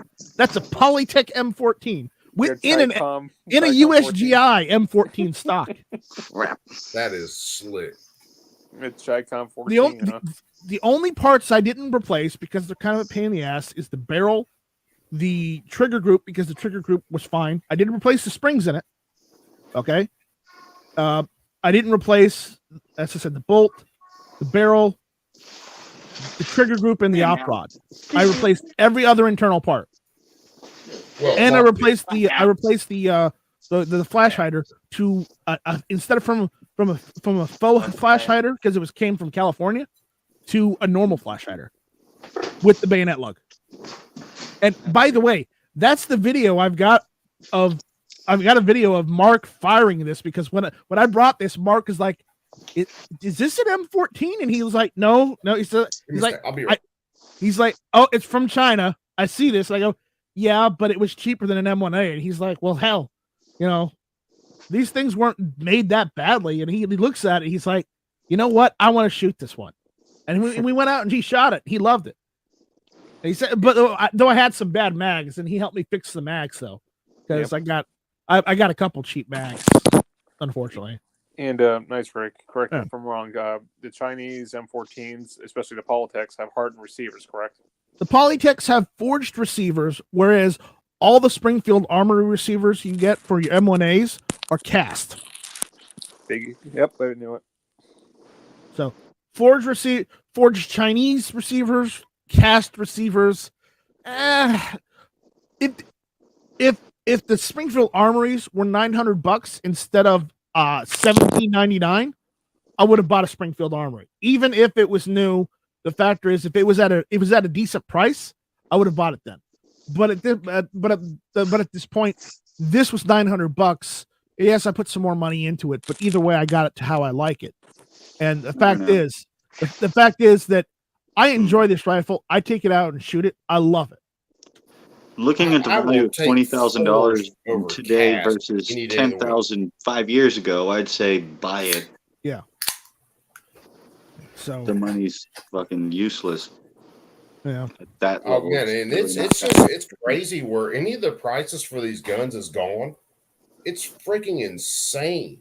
Oh yeah. You want to talk about firearms? Look at the prices on Bakelite. Hey, Coop, if you want to show your wife this one, you can show her this one. What's the price of silver right now? Oh, dude, I haven't checked in the last little bit. I don't know, but the price of silver and gold went up, and I'm making money, so that's all I'm gonna say. Well, I know it's up right now. It likes to hover about $25, and that's what I've noticed for the last 10 fucking years. It stays right around $25. Today it is not that. It's gone up, and that's not good. Have you checked the stock market? Yeah, Matt said it's about 28. Joe said it's about 29. So yeah, it's holding right in that range. But that's because precious it's metals increasing right now. Then, so it'll be 30 probably tomorrow or the day after. So Coop, this is my set me kit I've got, as I said. Now is that your printed jig? That's the welding jig. Okay, yeah, that was the one on Thingiverse, right? Yeah, that's the one on Thingiverse. This welding jig, basically, I got to take more off of the tube right here. The caulking tube. I got to take more metal off of it so it slides into the top, and then I can weld on. I got to make holes there, and there on both sides. And then I got to weld the trunnion right here. Yeah, and then I got to pin the barrel. You don't have to necessarily weld the pin, but you have to pin it. Yeah, as well. And then AK barrels are just pinned. Then I need the front sight pressed onto the barrel, and it's done. See, that's what I want to do. So that's all the parts there. I've already got a semi-auto trigger group I got from Travis P11 because he swapped out to using a G3 trigger group, which is really if you're gonna have a set me, I recommend if you're gonna have a set me build, if you're gonna build a set me, or if you're gonna own a set me, get a G3 or HK91 semi-automatic trigger group and use that. Don't use the the set me trigger group because they're full of problems. Even if you can get a good one that functions properly, the problem is even if it functions properly, it has a tendency to double tap real easy. And so that's part of the research I'm doing right now. It's kind of like when I started thinking about building my first AK. Although before I built my first AK, I actually bought one, so I had a reference point in my hand. But this is hopefully going to be one of my next builds. But that's my recommendation on that. So. And I saw your stuff I found your stuff on Thingiverse the other day, Thingiverse, whatever the hell you want to call it. And I know I got to get my printer back squared away. That way I can print all that. There's some more wood. Oh, the Mosin. It's Chinese. Well, look at the Mosin. It's an M44. Yep. Well, technically it's a Type 53, but that's the Chinese version of the M44. So I've got the bayonet on the other side. So let me get the bayonet. That stock's what, Hungarian? No, it's a Russian stock. Oh, nice. I went and looked it up. It was a Russian stock. So I'm like, yeah, I got a Russian stock. Yeah, share this tab now. Dude, I have to find some videos of that. It's my dad got. It's an actual M44 because it's got a nice stock. So there you go. Technically, it's a Type 50. It's a Type 53, but Type 53 is the Chinese copy of the M44. Yeah. For those that don't know, just like the Polytech M14 is the Chinese copy of the M1A, but they just used actual M14s that they got a hold of, as the base and just reverse engineered it. Oh, was a lot of that due to the whole Lend-Lease programs though? Yeah. They got all it. And for those of you who don't know the Lend-Lease programs, look up Lend-Lease. For those that don't know, this is a Russian M44 stock because I couldn't find a Type 53 stock that didn't look like absolute garbage to put in this rifle because apparently a bunch of Type 53s were shipped into the country without stocks because the wood the chew wood that they used, and that's CHU. That wood just disintegrated over time. Even if it was in the cosmoline, it disintegrated. So yeah, I see that. China. So this is the actual stock that I got from another company. $80 for an M44 stock. Fucking 3 times that. Damn thing looks good, man. Yeah. So that freaking Mosin my dad's got. I should tell the whole story of it. And it was basically submerged in Lake Pontchartrain in Louisiana for years and years and years. And he basically redid everything on the gun. It's not shootable. It's got a rough chamber, and I'll have to play with that chamber to see whether I can get it right to actually be able to reliably fire it. But just a beautiful little gun. But the funny thing was, it was made at the damn is it Circle 10 or Circle 11? There. I'm going brain dead. There's my Chinese Type 56 SKS, in all its glory. The last time I put my hands on one of those, you want to know what it cost? $600. No. 100, 200 bucks. $70. 900. 900. Shit, I should just have Mark help me fix the barrel and reparkerize this thing and sell this for $900. Easy. Night Strike. That would be an easy sale. Well, actually, it probably reblew it instead. Night Strike. What's the thing on the stock there? Is that like screws? It's, or what is that? You mean this stuff right here? Yeah. What is that? Those are furniture pins, and near as far as I could tell, and what everybody I've talked to tell, that was done by the Chinese, and those either may be kill marks or it may just be trench art. Wait. No, you told me this is a Sino-Vietnamese SKS. This is a Chinese SKS, and yes, it looks like shit. I understand this, but let me give a backstory. Dude, that thing is beautiful. What are you talking about? I like the AIDS look on the thing, dude. This Chinese SKS was imported from China. Well, it was imported from somewhere else, and then brought into the United States. After like 30 years. But the point is, this one is different than all the. Most SKSs have the factory 26 symbol on them because they're made for export. This isn't the one made by export. This has a 5-digit serial number, not a million-digit serial number. Fucking ting ting. No, China. I'll show you some trench art real fast. Let me. This thing is a 5-digit serial number.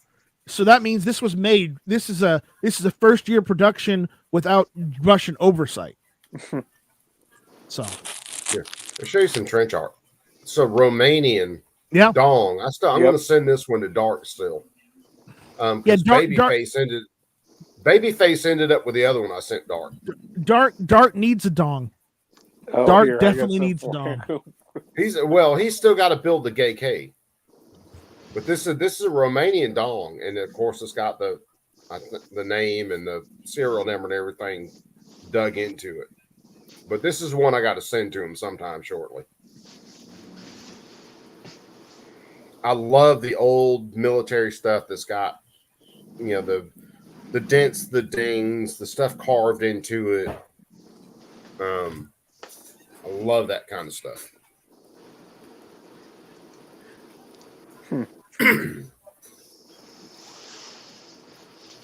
So, yeah. Do I have any other wood? I got one. I got a few, but I don't think I can show any of them off. Yeah, yours definitely won't show. Yeah, send you some Coop. You're gonna like this. Uh-oh. What did you say, Or? Hey, Coop. This is the wood that was in Mark Novak's video. I have to watch that one. This is the wood that was in Mark Novak's video. Oh, hold on. Let me find my mouse. There it is. There it is in all its splendor. With that bayonet. He actually did a video on that bayonet, too. Was that the one he redid the handle and everything on? It's the one where he redid the handle, yeah. The other one is he just reparkerized my my M6 bayonet for the I remember him doing the handle on one. I didn't realize it was necessarily that one. He was just fixing the plastic because the plastic on the handle was splitting. Yeah. And he was just fixing that. And this it's a reproduction bayonet, but that's the World War I bayonet. It's supposed to go on the 1903. But I got a Chicom bayonet in there that's it also fits the M1 Garand. And what they did is halfway through the war, they took a bunch of these bayonets, cut the blade in like half, and resharpened the side that had the handle on it, and made short bayonets for the M1 Garands from those bayonets. Oh, dude, that M1 Garand, which I got that M1 when my uncle passed. I just like how the 1903 bayonet looks on the M1 Garand because, listen, a normal knife being on the end of your rifle is cool, but you've got a fucking spear on the end of that rifle with that bayonet. That M1 I've got, I got it when my uncle passed, 2 years ago now, I guess. And you could pole vault with the bayonet that was on that thing. It's a Chinese reproduction. It's not an original bayonet. This one's a Chinese. I don't know if this one's a Chinese reproduction, but this is a reproduction bayonet that I got from our gun channel's friend Bob. Who used to hang out with gun websites. Yeah. The Biker Bob is what his name is on YouTube. No, that's right. Your Mosin has a bayonet, correct? Yes, it's attached to the rifle. That That's actual not, bayonet it's not in particular removable. is dangerous because it's a TriStar bayonet. It's attached to the rifle. Here. Let me bring that back. Okay, here. Let me see if I can zoomify for you. No, if I was open, you could see Okay. it's actually a tri-blade, which is really dangerous if you got attacked by one Okay, of those things. you see the bayonet there? You see the flat part right here? Yeah, I see it. That's the bayonet right there. And yes, it's the standard spike bayonet. It's yeah. It's a strikes. Yeah, TriStar that's the bayonet. same one I've got, Coop. That's the same one. Like I said, you could pole vault with this thing. I know.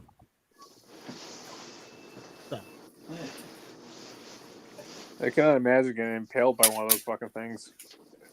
Well, let's face it. Hold on.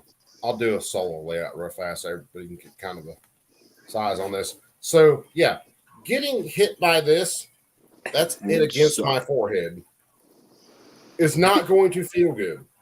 No, it's not. At all. Quick, Coop, get your wife. Let's show her a picture of the wood. Oh, you said get out. I was about to say, never mind. Wrong kind of get.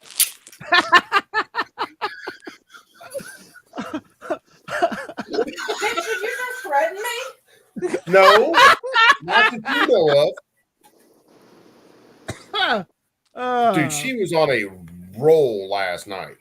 Oh yeah, she was. After I got off damn stream. Yeah. Don't get me started. Don't get See, me started. This is the There's more Night Strikes good. Turkish Mauser. That's the M38 Ankara Turkish Mauser I got. Turkish Mauser. There we go. No, it's good. No, It's good. nice Rick. The Turks made their own Mausers from the Germans, correct? Their furnishing. That's about as close as I can get. Talk about it a second. Beautiful rifle, though, man. Yeah, I got this for steel. Zoom in on the grain. I want to look at the grain of this thing. No, this is in perfect condition. Okay, beautiful. So With the bolt, when you shut the bolt, and it catches the thing, it's not pushing. Striker.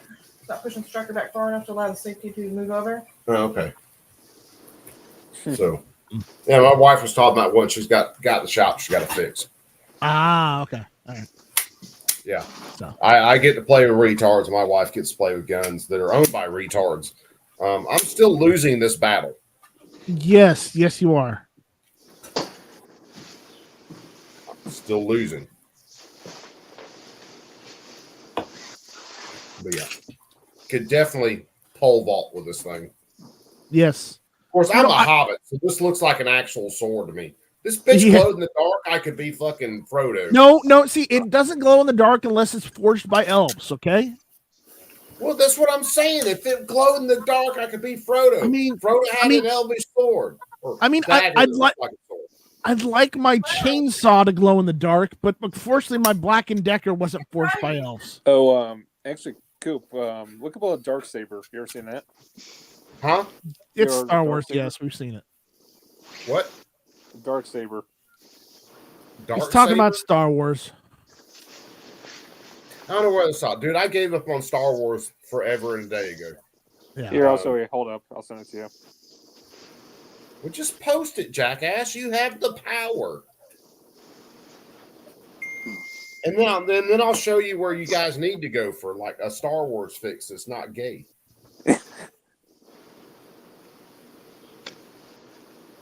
Are you gonna say the singles bar? No. It's pretty much a. People have heard me talk about it on stream before. Imagine having that. They actually made that. Actually, believe it or not. I don't know. I'd own it. Actually, if you guys watch YouTube, there's a guy called the Hacksmith up in Canada. He actually made a real lightsaber using a plasma cutter. Yeah, fuck. Hold I was gonna stay hooked up, but holy shit. Yeah. So. Yeah. If I can pull this up.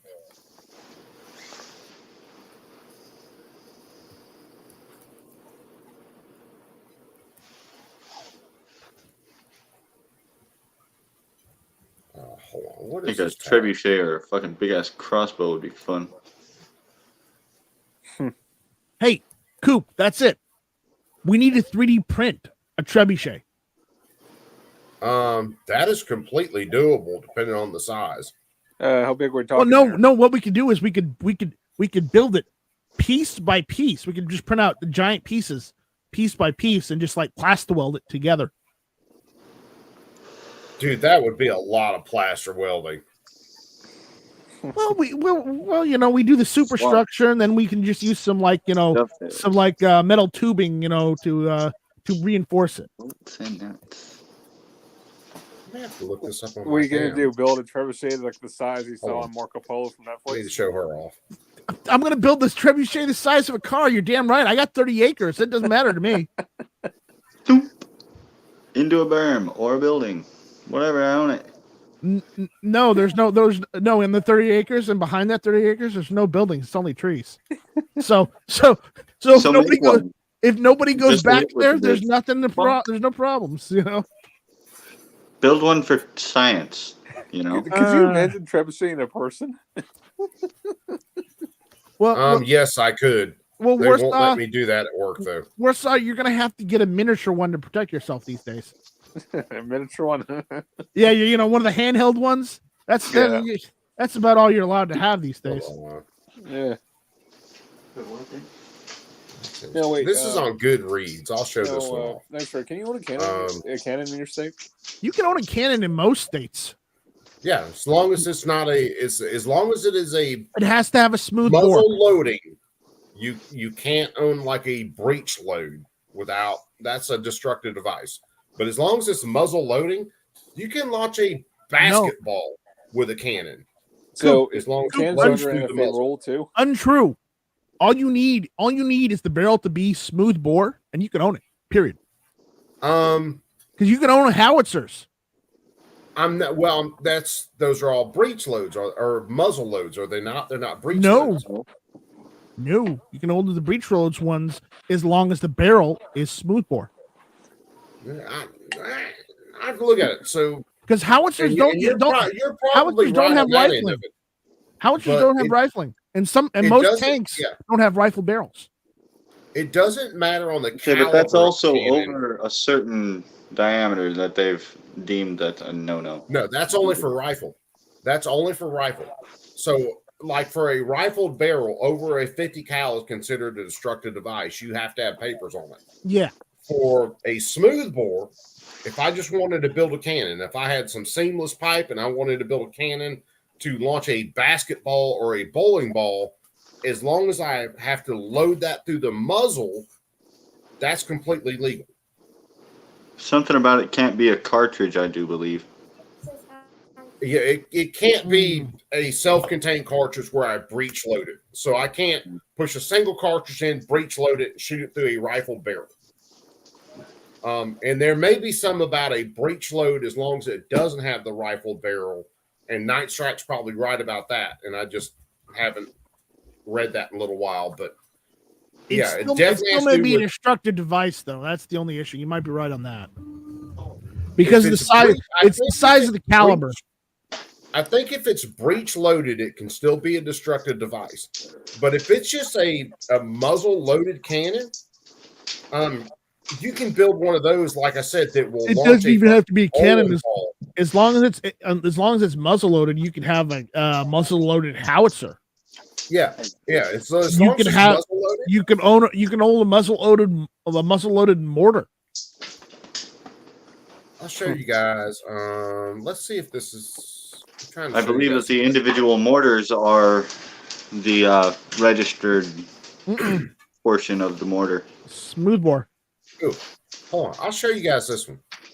And then I'm going to get off in just a second. I'll show you guys this one. So if you like, what's that? This one. If you like kind of Star Wars content, but you would really rather your Star Wars had balls, look up Galaxy's Edge.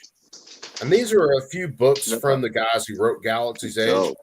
The Tyrus Rex Contracts and Termination series.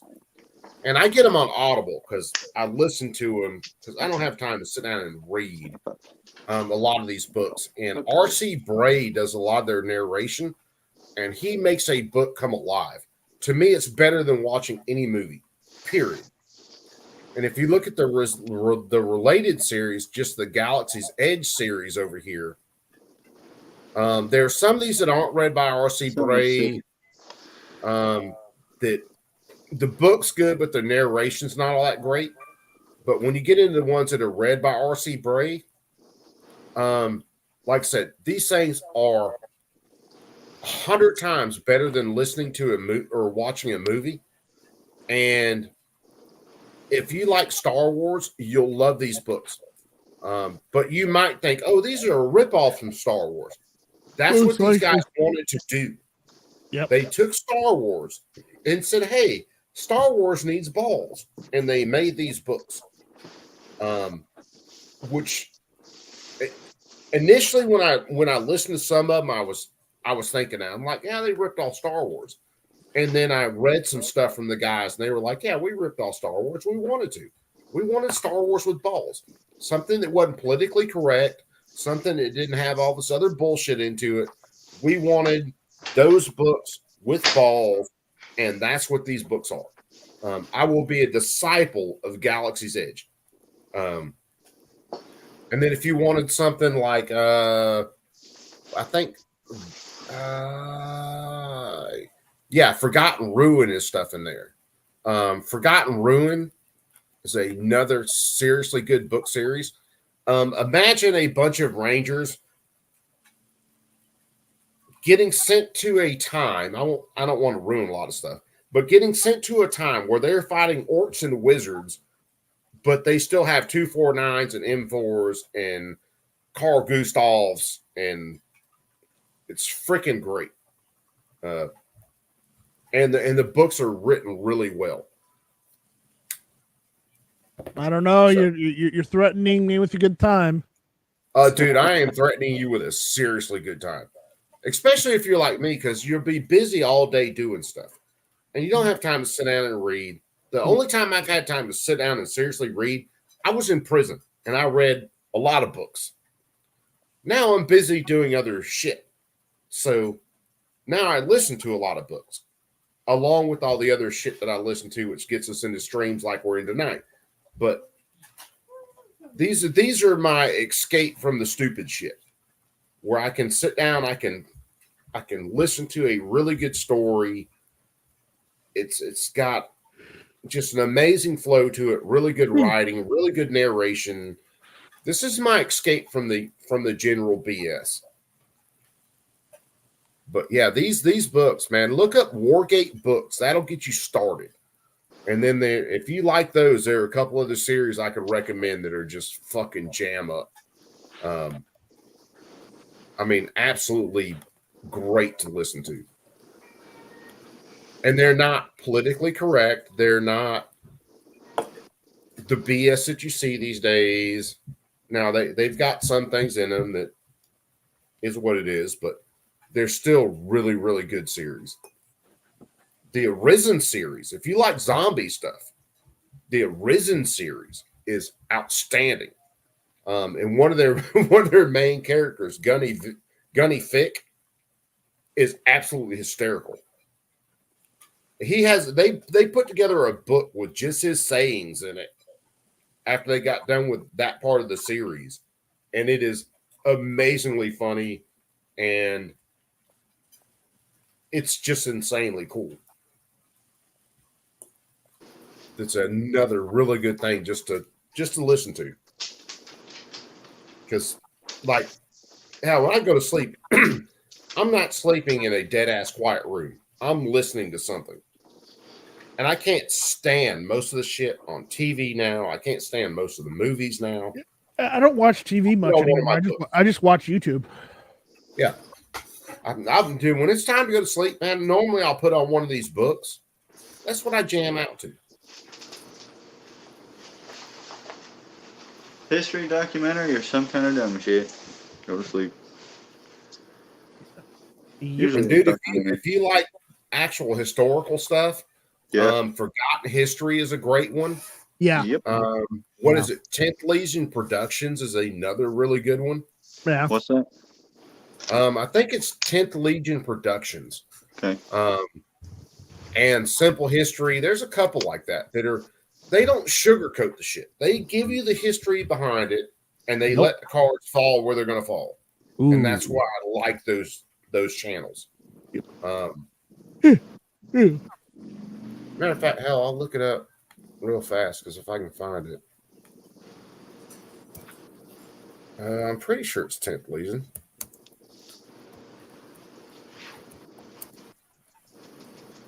All right. Right, yeah.